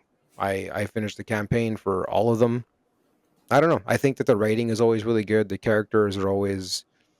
I don't think they always hit it out of the park necessarily, but you know, I You think could see. for a video game, Yeah. and especially when you're playing GTA 5, like you might play this game and you're like, man, this story is not amazing, or I don't like these characters. But then you have to think of it in the perspective of is this game came out back on 360 and PS3. This is not a new or recent game by any All means. right. But the fact that this is the world that they created, these are the characters, this is how well it was acted out, this is how well it was written back then compared to other games at the time, and then compared to media outside of video games, they do a very good job.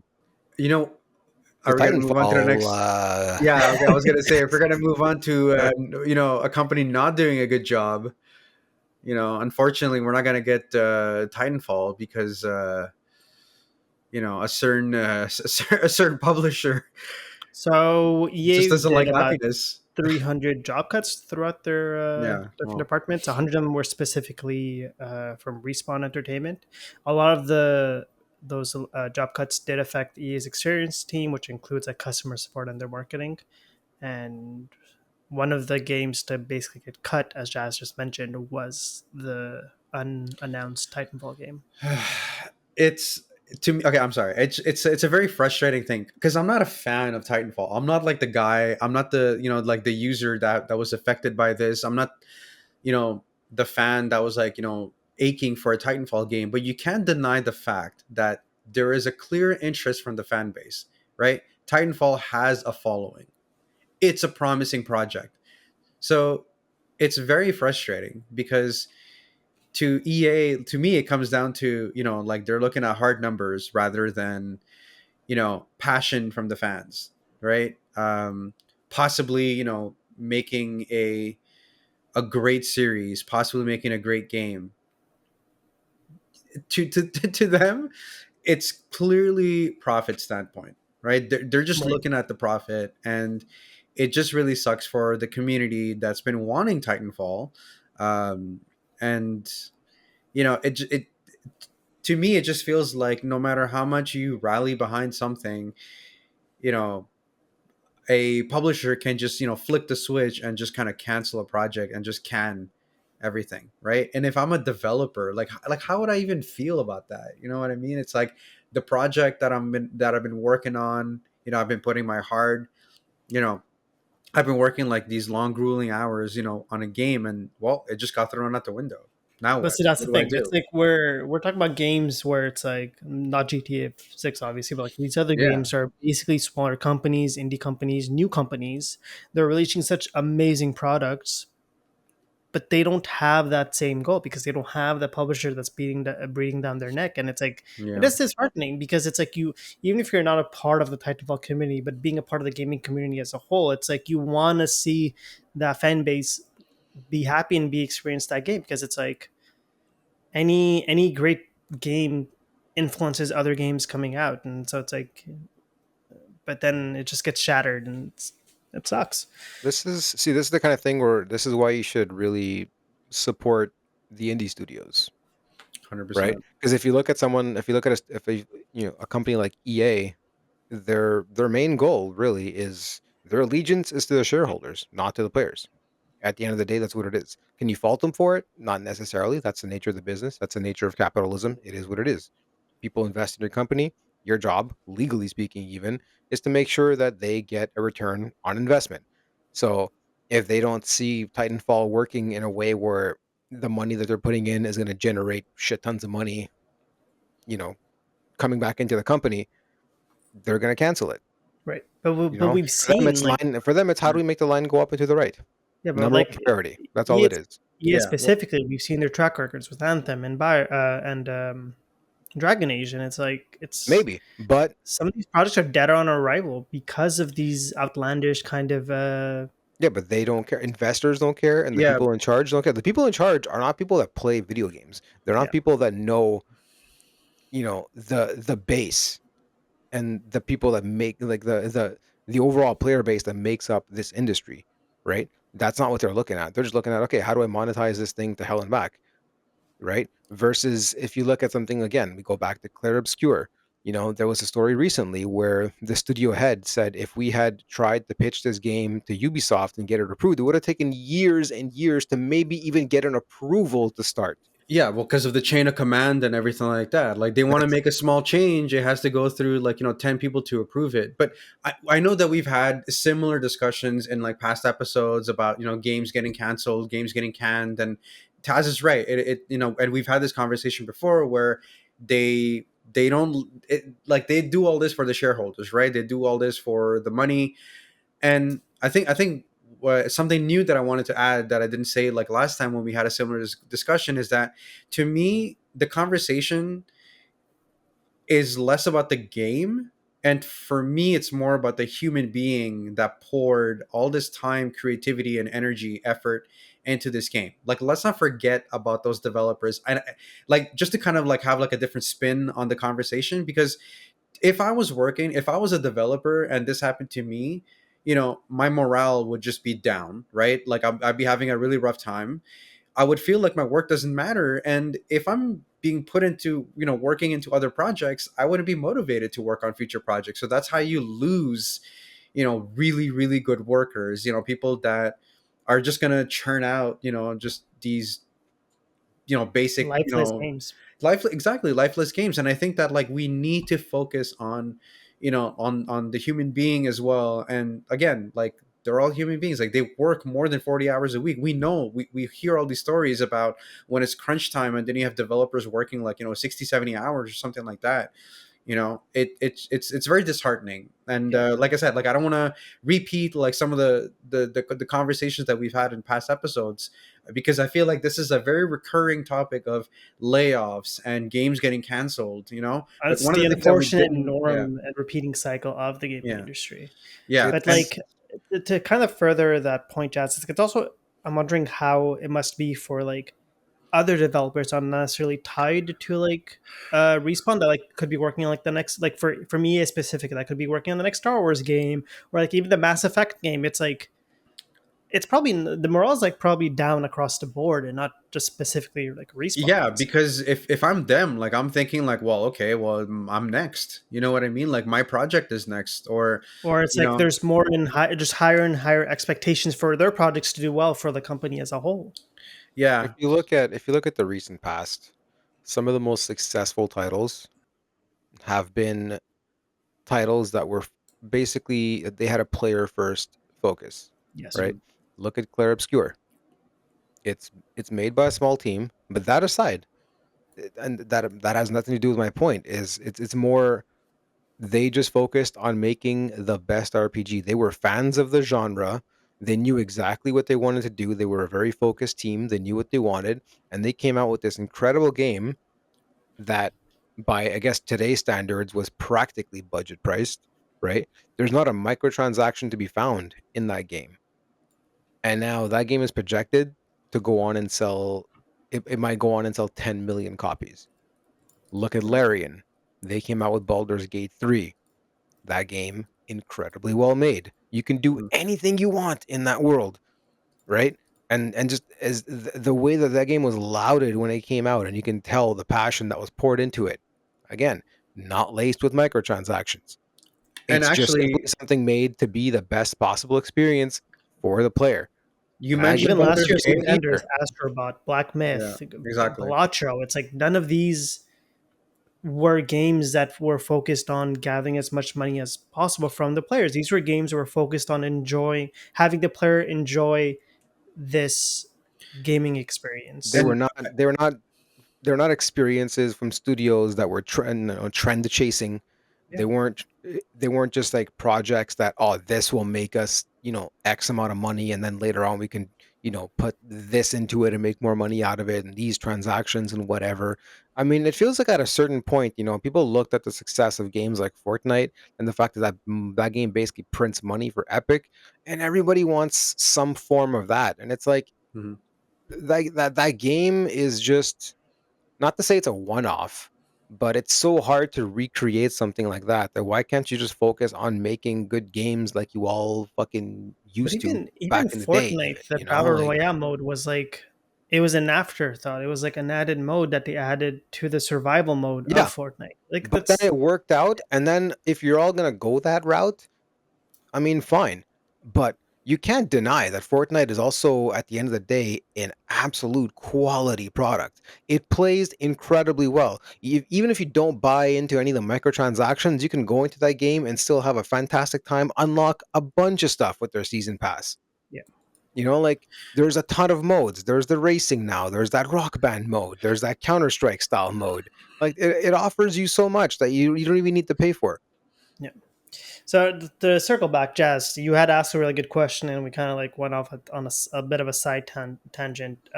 Like as we've done for every single topic. Hey, you know what? It makes for really good conversations. How would I be if I was a developer at EA right now?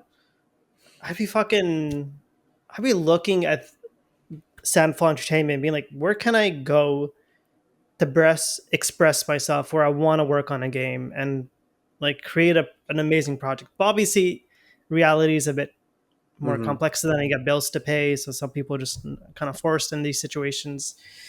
It's just not great being a developer in the gaming industry. It's like you It's really have to love games to stick through it. yeah, and like and Taz mentioned Baldur's Gate, which it's funny enough because just recently they had the last update for Baldur's Gate 3, and it's not Yeah, like a patch update or something like that, like security fixes. No, it was like actual meaningful, changes to the game. they added so many They added subclasses. so many subclasses exactly. Like it's for the love of the game, right? And like that's the main thing. It's like you don't want this to be like, and I know we mentioned this a couple episodes ago talking about the state of the video game industry. Let's not forget that the video game industry makes more money than the movie and music industry combined. Okay, like, so this is not like a thing where this is an industry that's losing money and they're bleeding money. This is all greed. Like, this is all like, okay, well, we're Well, making a lot of money, how do we make more But it than is a lot of something money? else to this too. I know that there's the argument that, oh, well, nowadays making a game is incredibly expensive and it's, exponentially more money to yeah. put into it. But here's the thing: if you're incapable of producing a hit without pouring hundreds upon hundreds of millions of dollars, when other Mhm. studios, smaller studios, like, again, we're gonna look at Clair Obscur because I know people are maybe tired of hearing about it, but fuck you, they did it. You know, if you're incapable of putting in hundreds of millions and still not producing this shit, that's a you problem. That's not a me problem. Why should I, as a player, have to pay? And I don't mean pay like, I mean, yes, monetarily, but also like pay in the sense of like, if you're incapable of properly doing your job and managing a project and just being incapable of producing a hit without pouring so much fucking money into it, why am I having to pay the price for it? Yeah. Like It's a you problem. it Get your makes shit together. to play It's devil's advocate possible. for a quick Studios have second. shown it. To play devil's advocate for a quick second, like I understand it's a business, but there has to be a fine balance. And EA is one of those companies that's like purely just focused on the monetary aspect and not so much. 100%. I mean, a lot of companies are. Let's face it, right? Yeah, Like, it's not, EA is not a, they're not an exception. yeah. Like a game can do. Sorry, a game could be like amazing, but if it doesn't do financially well, obviously the studio is not going to stay on for much longer. And so, I mean, like look at Ubisoft. we're not blind to it. There has to be a balance. Look at Ubisoft. That new Prince of Persia came out. People loved it. Some outlets made it their game of the year. They Mhm. literally had shut that studio down 3 months into release because it didn't sell what they wanted, It's despite unfortunate, but what it despite the is. acclaim from players and critics. Yeah. And it's not even like that game was a fucking, $300 million project. Like, look at it. It's clear that it's, I'm not saying no money went into it and that it was a cheap thing, but I mean, you know what I mean. Like, this is a project that's easily sustainable, Well, but it's just idiots at the top that don't know what they're doing, that don't know who their actual base is, making decisions that affect everyone. keeping the trend of dumb decisions and disappointment, Bungie is back in the news with a bit more controversy. So basically, with the reveal of Marathon, users found out, and well, actually, that some of their artwork that they showed during the closed alpha um, is actually kind of stolen from additional artist Not known as not not Handiwork. not kind of. It It was is. It is. literally it's not even like they kind of it wasn't even like it wasn't a situation of, yo, you can copy my homework but change a little bit. It was Yeah. literally the artwork just fucking taken and plomped into the game. Yeah. The artist But shared side by side comparisons on social media, highlighting the similarities between the two. And then Bungie had acknowledged the issue. And their answer was kind of a scapegoat reasoning behind it because they basically blamed it on a former employee who had included the unauthorized artwork in a texture sheet used during development. yeah, but honestly, like even if it was a former employee that did it, like I feel like Bungie as a company, they still have to own up to it, right? Like Yeah. it's like basically whatever the employee, I guess, makes, Bungie owns. Like if anything, to me, it just says that they need like a better process in place to be able to catch things like that, right, before they make it into the game. Like I'm just kind of surprised that nobody was like, oh hey, like where did this come from, is this original, it.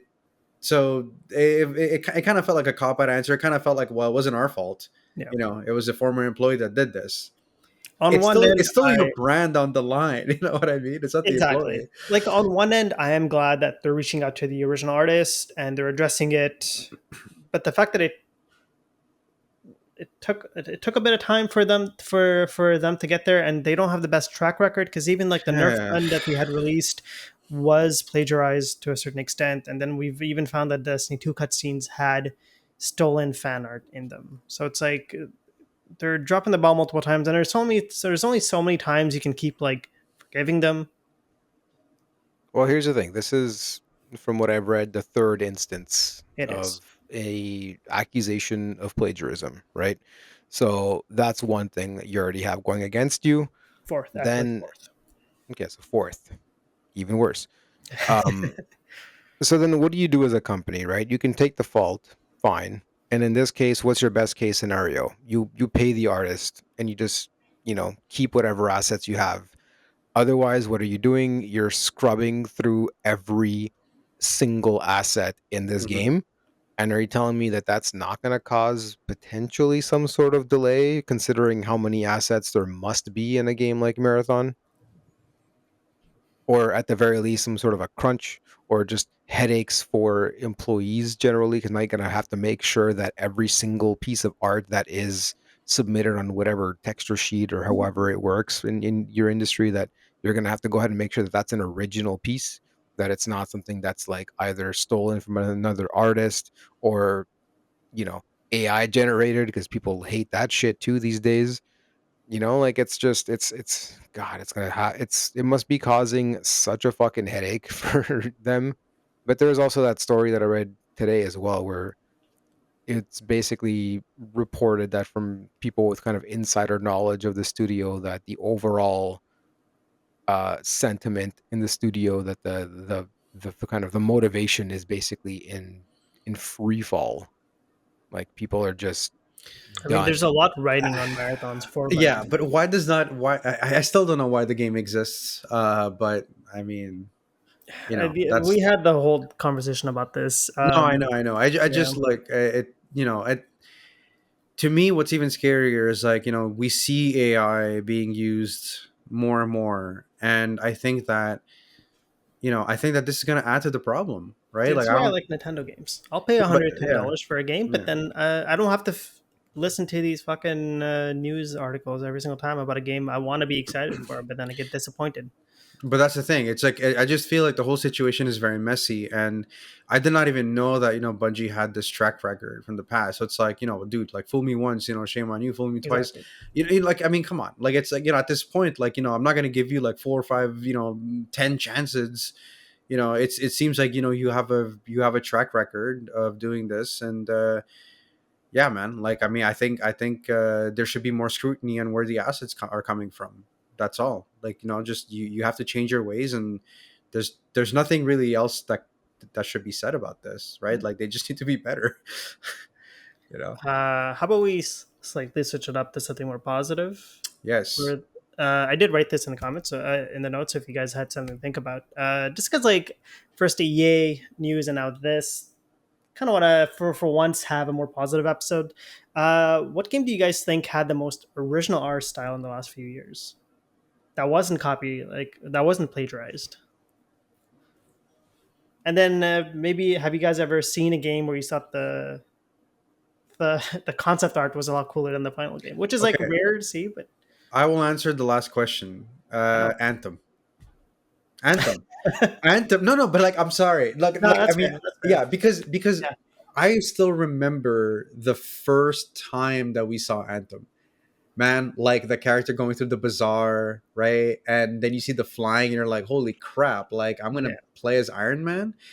So, concept-wise, the concept art for Anthem was so great, right? It was super cool, mind-blowing, vibrant, dynamic, epic. But then you play the game and you're like, oh, okay, cool. Like I am playing like 1/10 of that vision, not even 1/10, like 1/100th of that vision. Right. So that will be my answer. And then for the most original style, like are just in overall, because I think for me, like overall, like Jet Set Radio would be like Oh one my of the god, I coolest, forgot about that game. yeah, one of the Cell shaded. coolest, most original art style I think for me would be Jet Set Radio. Like I like from the music, from the style, from everything. It was like the coolest thing ever. Growing up playing that game in high school, I was like, oh man, like this is like the best thing I've ever seen. But that would be my answer for your two questions. Damn. What about you, Taz?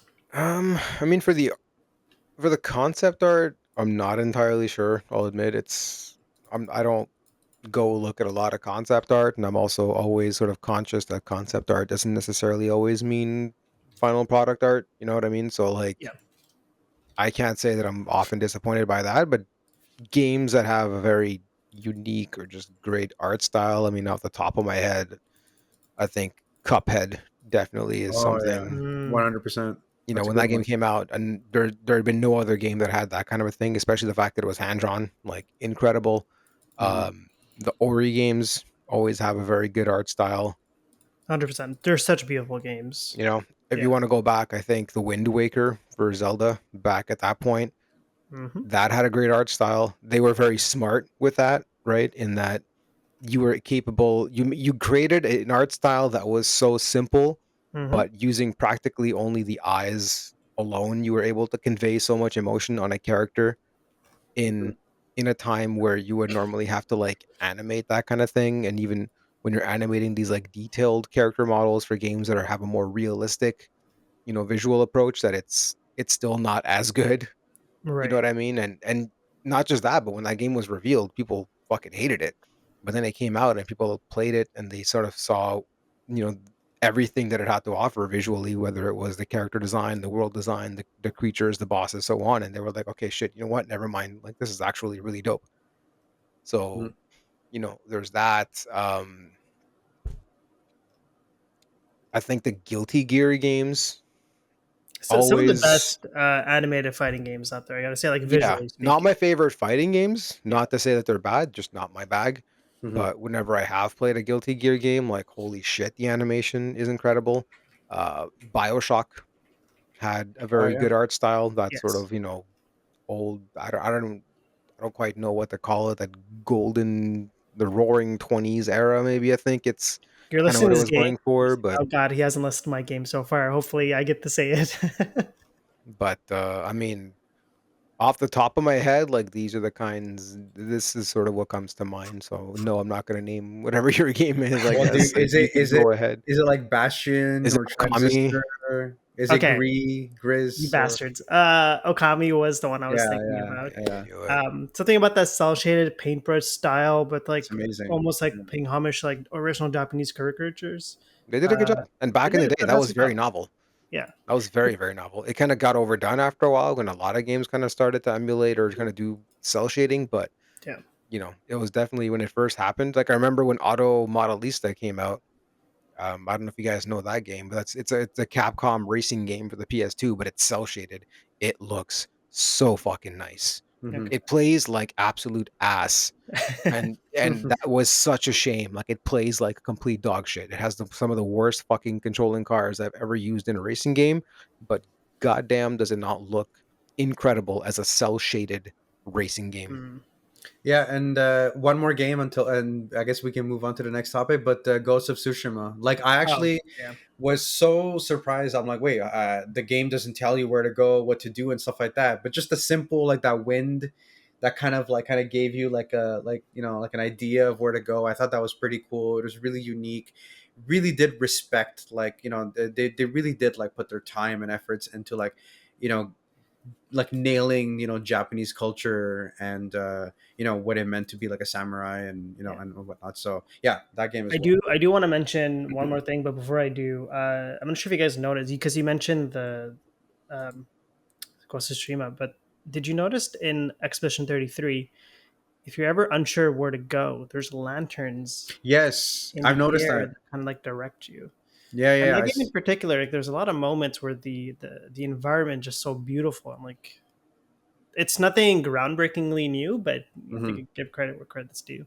But in the last recent years, pixel games or like 16-bit, 32-bit games in general, like they've really been beautiful. Something so simplistic about Stardew Valley, where it's like the music combined with the graphics tell a completely different story. I feel like compared to a lot of other games, and like even games like Sea of Stars, Moonlighters, it's like those are all relatively simplistic games compared to like 3D games, but then they do such a good job with the animation that you I gotta think people tend to overlook sprite-based games because yeah. to them, when they see sprite-based, they kind of are immediately taken back to SNES, and SNES equals old, and so therefore that style isn't as nice as modern games. But Yeah.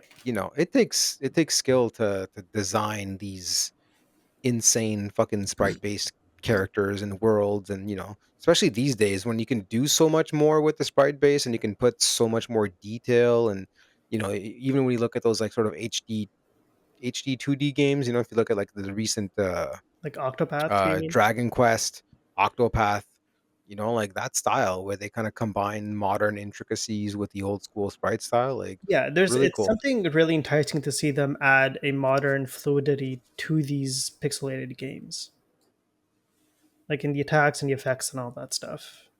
Yeah, no, I mean the creativity is always just so great to see. Of course.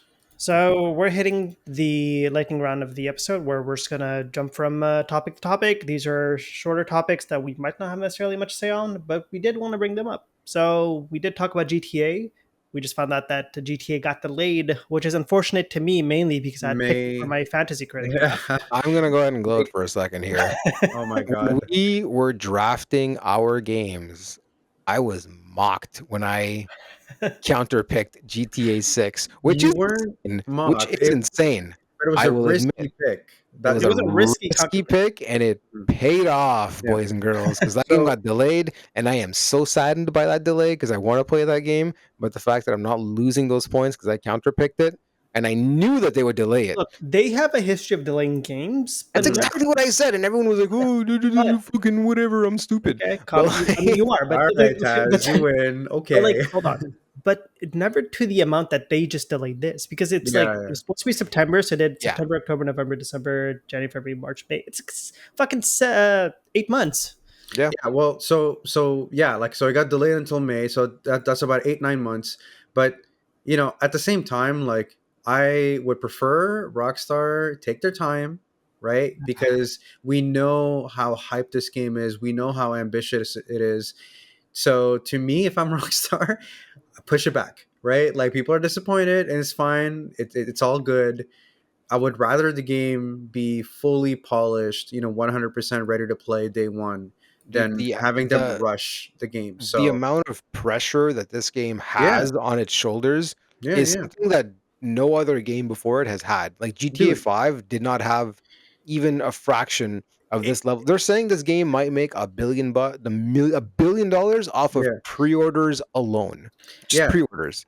think I think this it's almost scary because there might be such an insane expectations for this game. Oh, It that it, it industry analysts are like looking at this game to basically give the industry as a whole a boost. Because if you look at the year over year sales of whether it's hardware, whether it's software, everything is kind of going down, right? The pandemic, we hit a peak because everybody was home, everybody Right. bought consoles, everybody bought games because there was nothing else to do and you couldn't even leave your house. So, video games were selling more than ever. But obviously, that high is just that. It was a peak and now everything's gone down, and so everyone's looking to give the industry a shot in the arm. And for this year, it was GTA 6, and it was going to be the Switch 2.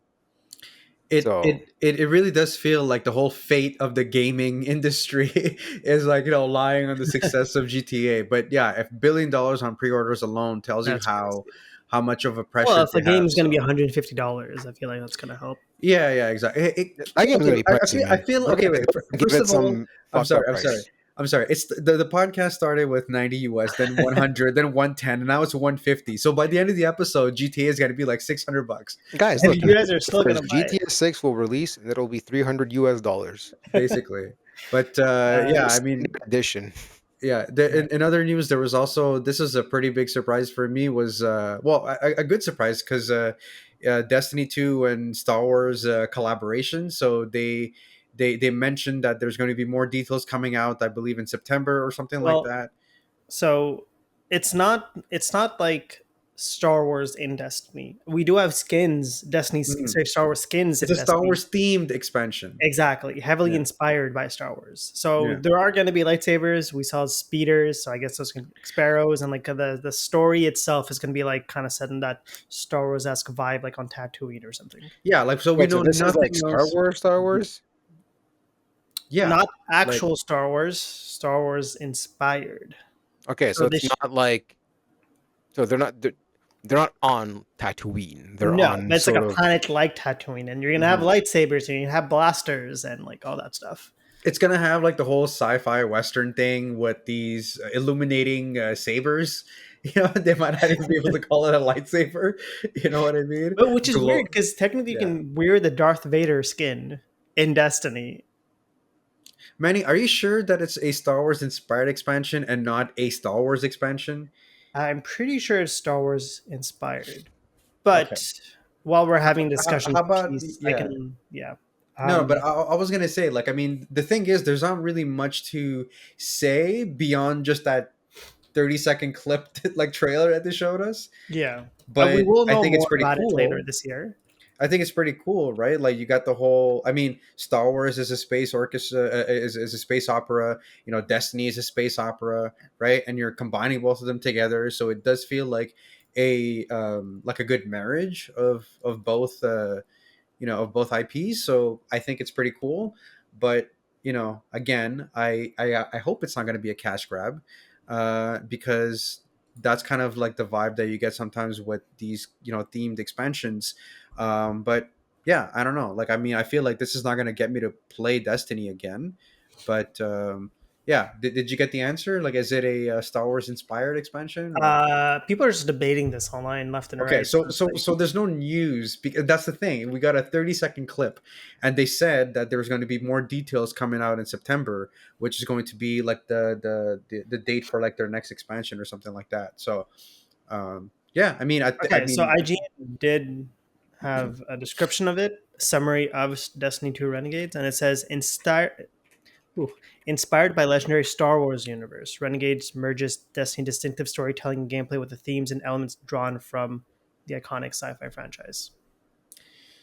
yeah, I mean, It's kind I of don't know. weird to me that there's this much confusion, right? Like if it's Yeah, heavily inspired by Star Wars, I mean, I get it. But why would you market it that way? Why wouldn't you just say it's a new expansion and we're sort of, and just show this is what it is versus using that terminology that this is heavily inspired by Star Wars, because that's going to kind of cause the confusion. And the two properties are similar enough that I guess it's kind of believable that this would be a proper Star Wars infusion into Destiny, especially since they had, I think, some of the cosmetics, right? That were, Yeah, they have Destiny, Star Wars skins in Destiny now. yeah, I don't know. Maybe they don't know themselves, and they're gonna spend the next 4 months trying to figure out this deal. I don't know, because they did say like, that we'll have more information in September, and it's not even like it's gonna be released in September. No, they're saying that the next time they're gonna talk about it is gonna be in September. Well, So it kind of makes sense because yeah. they have the current the next expansion that's going to be out Of course, by then. yeah. Are you Exactly. playing Destiny at the moment still? Like, I what's the current- downloaded it, but I've been so busy with Game Pass games that like I do want to get back into it. I miss it. Like, what's the current vibe around Destiny? Because I feel like Dead. constantly the players I that don't know if it's dead. I don't know if it's the players that hate it, and the players that play it also hate it. Yeah, So, basically. like, what's Everyone hates it. what's the current happy haps here on Discord I think around people Destiny? want to get back into Destiny, but like it's there's not much to get back to. Like they're releasing content, but like after the high of like the saga that just ended, kind of like what we Mhm. saw with like the Marvel movies when the Infinity whatever like saga ended. It's like A little bit of a lull. exactly. Yeah, And yeah. so, but it's not to say that like people are not interested in Destiny. Like I think for a lot of us, we want to see where it goes, and we're finding an excuse to come back to it because there is still a lot to like about Destiny. And like the state of play or whatever like they had recently talked about the future of Destiny in the next two expansion, how content's going to be like being released, but that's a whole different discussion that we'll have maybe Yeah. next episode. But then the final lightning round news is that and this is really really not up my alley, but Kingdom Hearts 4 screenshots were Okay, released. well, So fans of Kingdom Hearts so are I'm probably just taking happy. L's. First GTA and now this because like Kingdom Hearts Missing Link, which was, if you guys don't know, it's like the Pokemon Go equivalent of Kingdom Hearts, got canceled. And me Yeah, and a but lot of other yeah. Kingdom Hearts fanatics were super excited about this project because it looked really good. And from the playtest that people got to experience So last year, what are you catching? you're not catching, you're fighting. What are you fighting? Heartless and stuff. So I basically, you're walking around, but instead of catching things, you're initiating combat, and like you, instead of always having to walk, you can also like kind of walk around the overworld with the controller as like on the phone. And so it was basically a Kingdom Hearts light version where you can customize your own character and all that stuff. But isn't it very much like a Square Enix thing to like announce these kind of side projects and never following through? Yes, unfortunately. So why is this a surprise? Well, because like a lot of people were expecting the game, including myself, to come out last year, and people got signed up and got to try out the game. So it looked like it was gonna head towards. This isn't like they announced it, we saw concept art, and we heard nothing. No, people got to try the game and play it. And this was on mobile. This is a Yes. mobile game? Yes. Okay. Well, they must Was have loved it if they cancel it. From the feedback that they got, they weren't sure how to kind of keep the content engaging enough Yeah, well, there you go. like over like years. So it's like they just decided to scrap the project. Yeah, Which is like, so it is which is monetary. something you think they would think about before releasing the fucking product or having people try it. Why would they think about this before? Pokemon Go is making tons of money. Go make a game like that now. It's Like, it's a tunnel vision this- approach. It's This not having basically like harkens back to our discussion about Yeah. EA. It's just Yeah. that's all it is.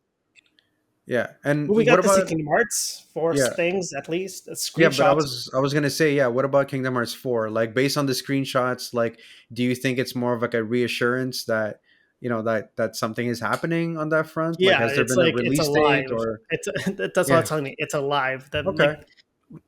like an amalgamation of screenshots doesn't tell me much, but at least they But- acknowledge it. I think if you're a fan of the series, you'd probably be happier that the main game is coming out, or there's actually some concrete news about Kingdom Hearts 4. Who cares about the mobile spin-off, right? Like, Well, supposedly Mickey Mouse is playable in Kingdom Hearts Yeah. 4, so that's something. I just hope we don't have to wait 14 years like we did between 2 and 3. it seems like they Is might that your biggest worry, or is it actually understanding what the fuck is happening in this game? listen. Listen, Listen here, punk. No, you listen here, you little shit. Listen, I wanted to try Kingdom Hearts 3, and then I went on YouTube, and there was like a video that was like summarizing, the Kingdom Hearts series, and it was like a 3-hour video or some shit, and I was like, Yo, yeah, this is not for if me, ever man. we're like I remember no, hold on. Before Kingdom Hearts 3 was coming out, I was like, okay, maybe I'll check this out. Because the last game I'd played before Kingdom Hearts 3 was Kingdom Hearts 2, and surprise, surprise, that was on PS2 back in the day. And ever since then, there's been 14 a years. bunch of other releases and shit. But anyways, Yeah. I read this very long article summarizing the entire story from the first game through all the other releases up to the release of Kingdom Hearts 3. And I got to the end of that article and I still did not understand anything. You know what we need to do? This is going to be entertainment Story for you time. guys. Get wasted and then try to have me explain you guys the entire plot of Kingdom Hearts. Are you also gonna get wasted? Yes. I feel like I don't think I wasted because I feel like having to listen to you try to explain the plot of Kingdom Hearts will get me wasted. My brain will just fucking self implode. Yeah. And then be Oh, like, dude, man. this is for your own protection. I need to just shut down right now. Like it's a bodily response. Well, hopefully for your own good, Manny, Kingdom Hearts 4 does not come out in 14 years, and maybe it'll come out in this console generation at least. It'll come out in time for when you're married, potentially have a kid, and don't have time to actually play it. God, I hope I'm married and like then 14 you have years from Gastro. now. All right. So, final segment of the episode. I couldn't think of the segment. Okay, it'll come out in time for your next kidney stone. Maybe by the time I'll actually win a fucking fantasy league. Nah. What are you thinking about, Manny? Talk to us. Okay. So I thought it'd be interesting if we had a conversation centered on difficulty in video games. Basically, how do we feel about like how important is difficulty in a game? Like, should all games have a story mode? Are you guys people that actively seek out challenges in games? Do you guys think games are easier compared to like what they were 20 years ago? Like, Okay. What's your overall feelings of the state of the gaming industry when it comes to difficulty? I will start the conversation. So sometimes you just want to get lost in the story and the world without worrying about dying like every 5 minutes.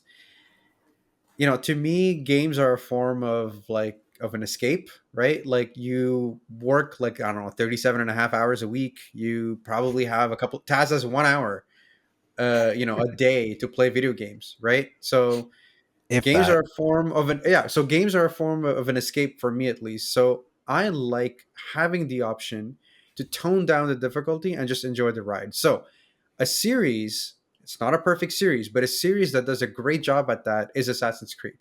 It's one of the reasons why I love this series is because they give you the choice. Everything in the options menu is customizable from an accessibility standpoint. If you don't want to send out a scout and find out where you need to go to, for your next mission, you could turn that off. You could turn off that, like, I forgot what the mode is called, but it'll tell you exactly where to go, and that's it, right? Mode. You can basically play the game in story mode, even the assassinations. So, which I think is ridiculous. Like, oh, you can assassinate someone that's smaller than you in one shot, but if someone is bigger than you, then maybe you're not going to be able to assassinate them. Okay, if you're able to like sneak in and like stab them in the throat, it doesn't matter if they're like a big ass a brute. You should be able to kill them. So they actually have an option in the game where instant assassination is always like it's guaranteed. Those are the things that I like to be able to control in a video game, so that if I am playing a game that's like 60 to 80 hours long, like that game, at one point I want to finish a story and just enjoy the ride. So but the game like Assassin's Creed, I feel like there's something to enjoy about it is some of its gameplay elements, like sneaking around, fighting, and all that stuff. And it's like, I understand that that's how you choose to have the best Assassin's Creed experience. But then I can also see the other side of it where it's like, okay, well, you would kind of want a bit more of a challenge where it's like not everything feels so easy and breezy, where it's like you it's like an assassin is putting their life on the line every single time when it comes to these situations. So it's like you, with that added difficulty, kind of adds a bit more of an immersion to the game. Yeah, and that's why I said like having the choice, like leave the choice up to the player, because you can crank up the difficulty if you want to challenge, right? You can keep it casual and just soak in the story. Like, to me, what I'm trying, the point that I'm trying to make is that that level of accessibility should be the standard, should be the norm across all video games.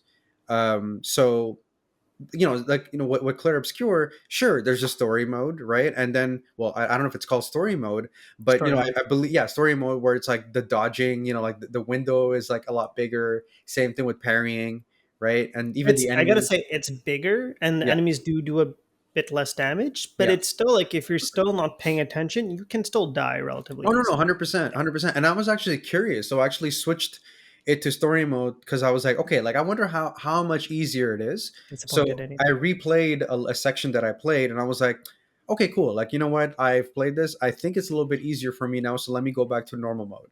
So Okay. I reverted it back. But it's cool that the option is there, right? And I think that more games should be able to give us that option. So again, I think Assassin's Creed does it really, really well. Would it translate in every single game? I don't know. Like Hollow Knight, would you be able to play Hollow Knight in story mode? I'm not really quite sure. But one of the So I guess, appeal of Hollow Knight games like Dark yeah, Souls and all that hundred is percent. the challenge, is the It's difficulty. a But on challenge. the Yeah. other, it's like South of Midnight. I didn't talk about that because it's been a while since I played it, Hmm. but like the gameplay in that, the fighting, is feels more of an afterthought in that. The Hmm. focus primarily of the game is the story, is the characters, the animation, the stop motion animation, and especially the music. And for a game that was that short, it's like the fighting, there wasn't a well developed fighting aspect of it, to the point where it's like I just wanted to get it over with. And so that was a game where it's like, I think halfway through I just put it to story mode and then made the overall experience so much better. I don't know, man. I think I agree with Jazz that it should just be a choice, and I get that there's also the question of the vision of the developer, right? So obviously whenever you're talking about difficulty in video games, the conversation kind of immediately veers towards souls likes, right? So Dark Hmm. Souls, Elden Ring, all that stuff, and there is no such option in those games, right? If you want to, it's always basically either get good or grind up until the point where you're over level to shit or have some build or whatever. But I guess I've always just had a hard time understanding why that option doesn't exist. I get that you want it to be difficult for people, fine, Yeah. but then you've also built, and it's specifically in the case of Elden Ring, you've built this giant map that I would love to explore. You have a combat system that I enjoy engaging with. You have lore that's there to discover. Now, I love the fact that there's no sort of clear indications, right? It's just Hmm. sort of here's the world, go explore, do whatever you want. There is a certain path you can take, but however much of the story is actually relayed to you is really up to you and how much you explore. And I think that's great. But having to kind of go into different areas and constantly being afraid of fucking dying every 3 minutes, it's again, I get that you want it to be challenging for the player, but if you're gonna build a world like that, just let me explore it. Let me do it at my own pace. I don't have sometimes the time to really get that good, and frankly, sometimes I just don't have the will. I don't want to. I want to experience this game, and I Hmm. want to play it at a difficulty where I'm not constantly fucking, suffering. I know that I can get good and do all that stuff and put the time in and it'll feel good and there's that feeling of Right. satisfaction when you beat a boss that you thought was impossible and all that stuff. I get it. But you know what? Your whole audience is not just that. Sometimes it's me who I have an hour a night and I kind of just want to make a little bit of fucking progress and I don't want to have to worry about the fact that this fucking random goblin killed me when it came out of the corner and all my souls are gone and now I got to get back to that area and whatever and this and that. Right. But And then the other in the case of Dark Souls, is it less, is the, if we're talking about from the perspective of the game director and the developers, is the focus more on lore or like more of the style of game it is and like what you basically described it to be? Well, I mean, obviously, if you're playing these games, right? The main thing that people gravitate towards when they're playing, a Miyazaki game is it's the challenge, right? Yes. Let's face it. But again, if you look at something like Elden Ring and you're all like, "Oh, we had George R.R. Martin come in, help us write the story, help us flesh out the world, the characters and so on," then obviously there's something more there to discover than just Hmm. simply the Yes. challenge. So why That's a good can't point. I, as a player that doesn't necessarily want to engage with that level of challenge, why can't I just go and be like, "Yeah, you know what? Maybe I don't want this to be this difficult. I do want to go and I want to meet these characters and I want to run around the world and I want to explore every nook and cranny, read some journals, do this, do that, whatever." Yeah. Why can't I But just do that? so in And the even case of then, in the case of difficulty specifically, I think some games these days are getting it very right in that Hmm. it's not black and white in that there's, easy, medium, hard, right? I just started playing Doom the Dark Ages this morning, right? And the difficulty in that, yeah, it has a bunch of different difficulty modes for Hmm. sure. But in every one of those modes, you can go in and you can fine tune the yeah, difficulty, there's right? That's so many perfect. options, I even Yeah. can like go into ahead speed. and I can play it on normal or easy. And then I can say, you know what, I want you to modify the enemy damage to this, or I want to modify my own damage to this. I want to change the parry window to be easier, to be harder. I want to, there's all this fine tuning you can do so that it's not, so you can tweak it so that if you think it's too easy at a certain point, you can make certain things harder so that it's really tailored to you. It's Like all I about just, accessibility. Yeah. Yeah. But so, yeah. so, And it's just, I don't see why it's an issue. Why should any player be locked out of a game? Why so I why don't. you know what I mean? Like even if it's developer intent that, oh no, this is supposed to be hard, it's supposed to be this is my vision, that's it. I get it on one hand and I can respect that, fine. Yeah. But then why are we locking other players out? What's the harm in putting in a mode where some players can just do that? If I can play Elden Ring on PC and I can literally just use a trainer or use a mod to, get all this shit done, give myself infinite whatever, and I mean, we've all seen those videos where the guy is literally a tank model in the game, and he shoots a cannon at the boss and it dies one shot and all that kind of stuff. You I know what I haven't mean? seen that. Like on PC, like there's all these things that you can do. Why not just give me a mode where I can just So at tailor the that point, okay, difficulty to what I want? Yeah. your argument's more like, oh, if I can modify the game myself, I'm not saying that. Oh no, that's not really the argument I'm making because I mean it's not like you can do that on console. right? But The main argument that I have is just what it's what is your argument for not including these options Can and locking I, out a certain player base Manny? Hold from on before you experiencing your game? before you answer. I will play devil's advocate for a game series that I haven't played. So I'm not a Souls guy. You guys know that. It's a skill issue. I understand. But to me, I think what Dark Souls gets a lot of praise in is if you look at the difficulty of the game, do you feel that it's fair or unfair? So what I mean by that is that, you know, the game communicates its rules, right? Like if I fail because I didn't understand the mechanic or a game didn't teach me something, then that's frustrating. But that's not the case that Dark with Dark Souls. Like the games are tough, but the games they usually make it clear that you messed up, The right? games are So absolutely fair. I'm not yes, insinuating yeah, at all that the difficulty is unfair, that they treat the player unfairly. Because, I mean, let's face it, we've all seen those runs where someone starts off at level one, does not level up even one time, finishes literally the entire fucking series of games without taking a hit. Like, it's all possible. It right. obviously takes a certain kind of player, takes a certain level of patience and a certain amount of time, but it is possible. And I Hmm. know that, even in my case, I'm saying that I want these difficulty options. If I was to put the time and the effort into it, I know that I could get to a point where I could obviously get through these games. Right. But that's exactly the thing is I don't have that time. right, I don't but these it's days have that level of patience. It's a world that I want to engage in, but it's a world that I'm locked out of because I get an hour a night, man. You know, how many times am I supposed to go ahead and die at this one same thing at this game and then realize, okay, you know what? There's other games that I could be playing. There's other games that I want to get to. How much can I put into this?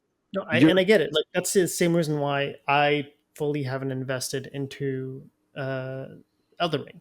But it's like you said it yourself. It's kind of how the developers and creators intended. So it's like I don't know what their train of thought was. I don't know if like tested different difficulty modes, but I can only assume that like the game was intended to be played this way, and then if you Hmm. lower the difficulty, as Jazz was saying, it probably takes away from what the game is and for what you experience and what But it does it delivers. though? It takes away from the essence You can of the game clearly itself. have an option, and many games do this, where when you're picking a difficulty option, it'll clearly state this is the developer intended way to play. But You can that's make also that a clear from the recent get thing. go. It's not. It's also. It's not like it's been done It's for not older than it's not any more recent than Elden Ring. right, It's not but like, you it's know what I not mean? like And I it's keep coming back to Elden Ring, but again, I'm only using that as the example because yes. those are what it always comes down to when it's the question of difficulty. It's sure it's not as old as Elden Ring, but it's not like it's the staple for all games. No, but that's the argument I'm making is why can't it be? Well, like as all things, it takes a while for these things to become the norm. And It's I do think frustrating. that I some, understand. That but yeah. discussion was new for Elden Ring. Every Souls games, there was what? There was Demon Souls, Dark Souls 1, Dark Souls 2, the expansions to Dark Souls 2, Dark Souls 3, right? And Sekiro, oh, Bloodborne. Sekiro is part of. Well, It's from. it's a FromSoft game. Oh Yeah. shit. Okay. So there's Sekiro, Bloodborne, right? All these games, what is the primary thing? They're lauded, yes, they're really good games and all that stuff, but obviously Mhm. they're known for the difficulty. The discourse was nothing new. If they don't want to do it, like fine, whatever, don't do it. I get that you don't want to compromise on your vision, and if you're that's who you are as an artist, I can respect that. I'm just making the argument that I don't understand why you wouldn't make that compromise. But you just answer your own question. It's because they don't want to. I Because get that that's you the don't vision. want to. But Yes. I'm incapable of understanding why you wouldn't want to. I made this game. This is a massive world for you to explore. Yes. We did it with George R. Martin, known for Game of Thrones, known for creating this crazy world that I he get it. made. Fantastic There's writer all this involved, stuff. but the story always seemed to be an afterthought in these games. But It's like oh, you love Dark Souls like games. Perfect. We made the great game for you, but you know what? As an added bonus to you guys, here's a great story. Yeah, I just, like I said, like, good difficulty design, feels earned. And like, I think what works with the Souls games is that, like, you know exactly why you failed and how to improve. And not every game is made for everyone. And I do and like I said, I'm not siding with one or another. I want every game to focus more on accessibility, right? Like Manny, like I think the other day, you were talking about you might be colorblind, while you're playing Split Fiction, and then your brother was like, "Oh yeah, but there's accessibility features," Right. and then you go in the options and there's nothing, right? So it's Yeah. like there are still ways to go for a lot of developers because some of them don't focus on the accessibility features. They don't focus on, as Taz said, well, if you do this mode, this is not what the developers intended, but we're still opening it up to you because we want everyone to play and we want everyone to experience this game. And I think that's what Taz is saying, Yes. is that, like, just like how you feel like you're missing out on GTA because you don't get it, Taz feels like he's missing out on the Souls games because Right. it's not made for him, or it's not catered for someone like him, when it should be, because all you got to do is just add a setting in the game and then Yes. it But opens it up to so more. and Yeah.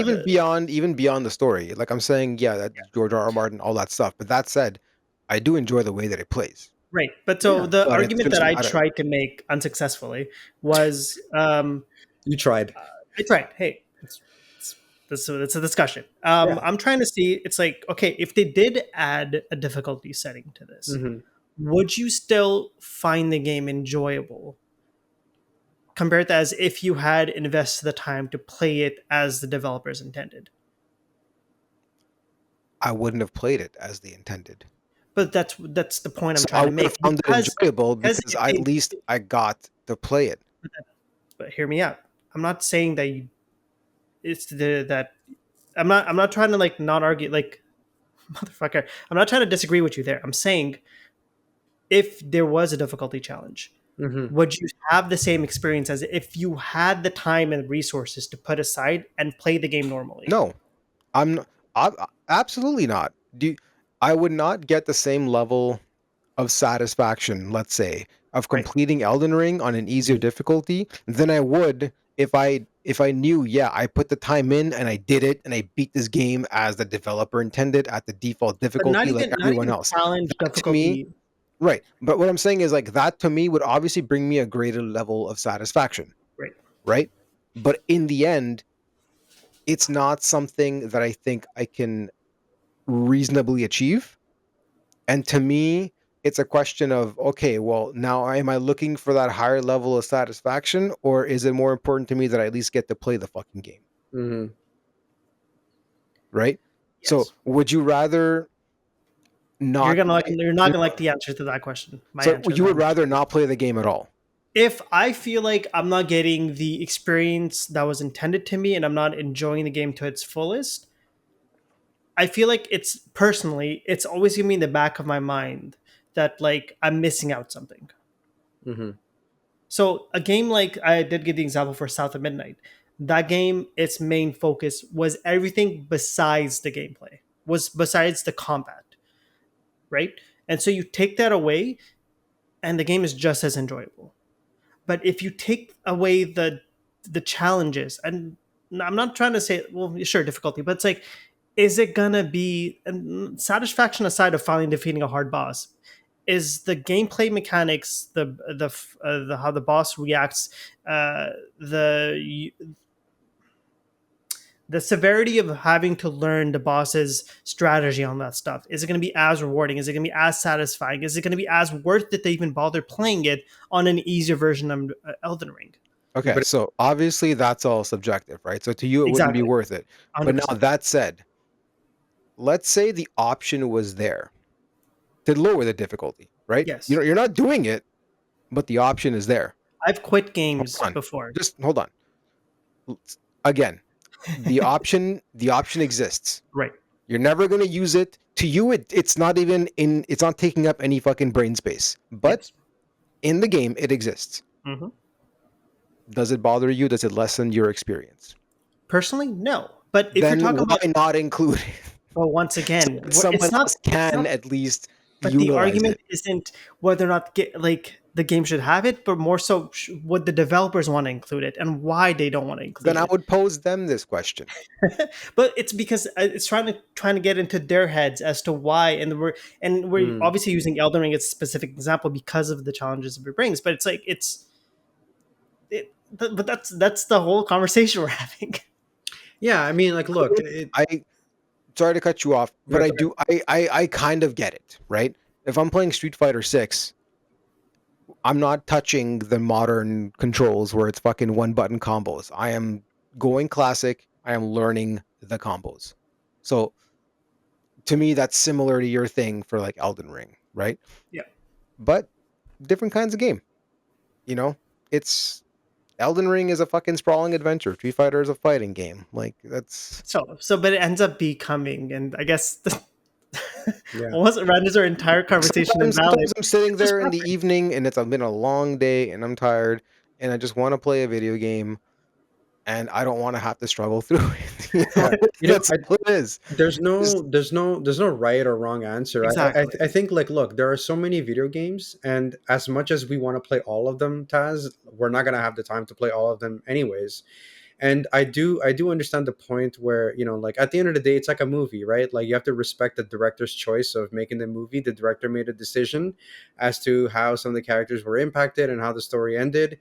I think we can kind of give that same thing to the developers. If the developers intend the game to, let's say, if they want to focus on good difficult design and feeling like you've earned it, and yeah. So it's like, I guess the point that I'm trying to make is that, like, we should kind of give them that option. But, like, you know at the end of the day, Taz does also make a good point. Like, Yes, he if does. the option is there and you're never going to use it, then it doesn't impact you. But what it means is that maybe one extra person is going to buy the game, so that actually benefits the developers, because you're having now more eyes on the product and you're having more people play the product. Hmm. Because, like, again, as much as I would want to go and try the Souls games, I know that it's not for me.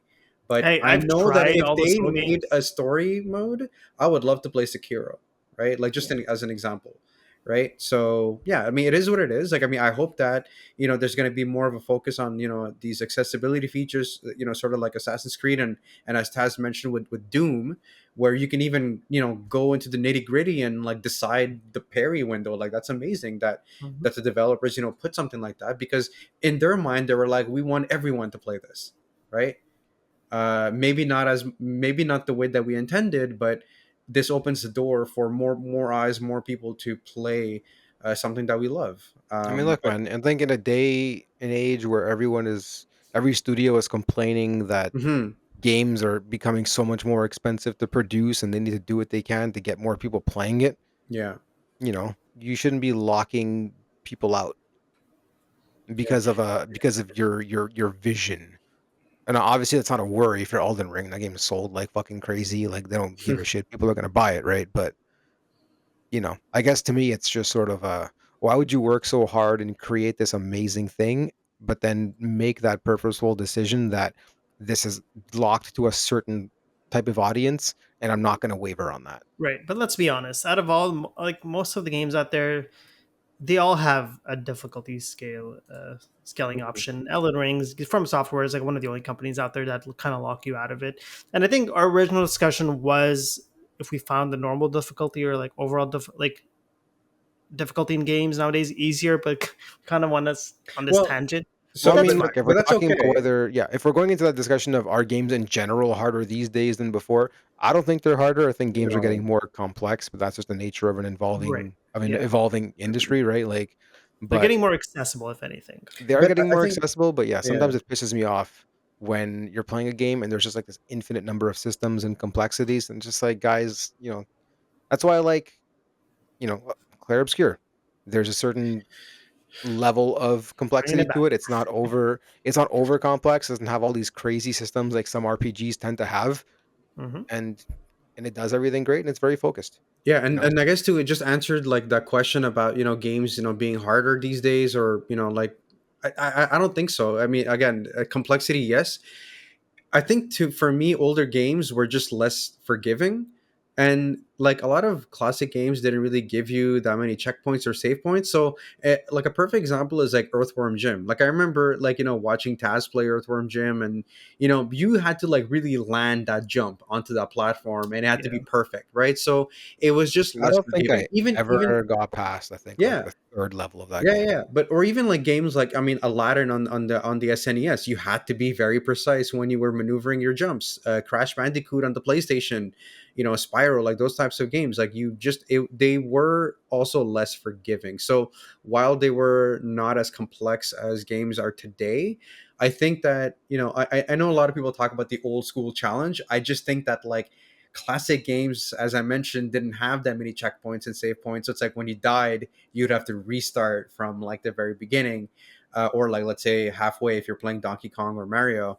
But yeah, like I mean, you know, to me, the difficulty today feels more intentional, like in the Dark Souls, series, or just the Soul series, or balanced, right? So it's like playing the game in a story mode. Like if I'm playing, let's say, The Last of Us, part two. That game has a really beautiful story. I get the gameplay. You're kind of shooting a bunch of like zombies, but maybe I'm gonna switch the game to story mode because I'm really playing it for the story and the immersion of it. Avowed was another example where Taz and we enjoyed it. It's the most like 8 on 10 game ever that I've ever played. But it's like there's like four different enemies, and at one point I'm like, okay, I'm bored of playing. I just want to like play through the story mode, right? Ravage through the enemies and enjoy the story because the story was actually a lot of fun. Right. So I like, so I guess to answer that question, like I don't comparing old school games and today, I think it's a little difficult. I just think that the difficulty today feels a bit more intentional. Right. And yeah, I mean, it's the again nature of an evolving industry. If you're gonna Yeah. really compare it exactly. to games that far back, you have to Hmm. consider that the gaming really started in the arcades, right? And what's the point of an arcade machine? It is to get the quarters coming in. So they make it as hard as you can, so that you're gonna keep Absolutely. dying, pumping in more quarters, making the operator more money. Then that got translated into consoles, and now those games available now. While that Mhm. game is available to you on your home console, that arcade mentality remained, and that's why games on the SNES and even some games on the SNES, like Aladdin, for example, like you just mentioned, were so hard because the developers were still in that mentality that this needs to be hard, Mhm. not necessarily because people are pumping quarters, because again, it's a console game, but it's not a long game, right? If it's something you can finish in like 2 hours, we need to make sure that we give you sufficient challenge to superficially make that longer, you Yeah, it know? was basically a product of its time, and Yeah. like, yeah, Now games are harder not because of length, but with intent, right? yes, So that's the comparison there. So there's that, and again, like I said, complexity of systems. Like you'll play an RPG sometime, like especially JRPGs, and it's just you're like 4 hours into the game and they're still introducing more systems, and after a while you're like, guys, like please stop, man. Yeah, no more. Yeah, like I don't want to learn any more shit now. I just want to progress through this game. Yeah. But it's a very interesting topic though, because like I said, it's something where even when I was playing Assassin's Creed, I even had that thought to myself, being like, oh man, like I wish that more games had this, right? Like I wish that I was able to kind of like kind of fine tune my experience and to be able to change it on the fly, right? Like, okay, cool, like I've done this level, I'm kind of bored, I want to move on to the next act. Let me make it easier, so just to kind of speed up the process hmm and then focus on that. So yeah, I mean, I think the option is great, but yeah, this was a great discussion topic. glad you guys Good enjoyed job, it. Manny, and you know what? Good job to Taz for not mentioning actually that Manny's a brother slash girlfriend part, because that We were happens so like close, every. 2 hours in, longest fucking episode, and you I had to know. bring it. I'm I'm not sorry. I'm I'm not sorry. immature. I'm sorry. I I'm a figured like father. since I figured since we're kind of like reaching the end, 2 hours into a freaking episode, that we would kind of like circle it beautifully. Hey man, we're just so eager to talk Well, again about games. you know what we never did in that entire 2 hours. We What? never once introduced ourselves. It's okay. Now we're gonna introduce ourselves. No, we're not. Let's No. remain. Let's just remain a mystery. Anonymous. We don't exist. We never existed. We're All just right. figments of your imagination. On that existential crisis, thanks for watching. If you guys do want to check us out, our lovely faces, you guys can check us out on YouTube/Not Quite High Score. That is our Just channel. Yes, go to notquitehighscore.com. I bought it. It takes you you to did. YouTube, so That's don't right. worry It's about it. true. Not quite high Not Just Quite score. go to High Score. notquitehighscore.com. We're also on Blue Sky. We're also on Uh, Twitter. You can no, find us and listen to us on Apple, Twitter's Spotify, wherever you want to listen to podcast. And guys. you Look, guys let's can just pretend we're also not send. on Twitter. We're not down with that platform and the We don't person that agree owns with it, it. but we're there. I You don't guys can post also shit on Twitter. I am Blue Sky all the way. So yes, go on Blue Sky, interact with Taz. And so if you guys also want to give us any feedback or ask us questions, you guys can email us at notquitehighscore@gmail.com. send us your spam. We'll Thank you. respond on your behalf. Don't worry about it. Bye.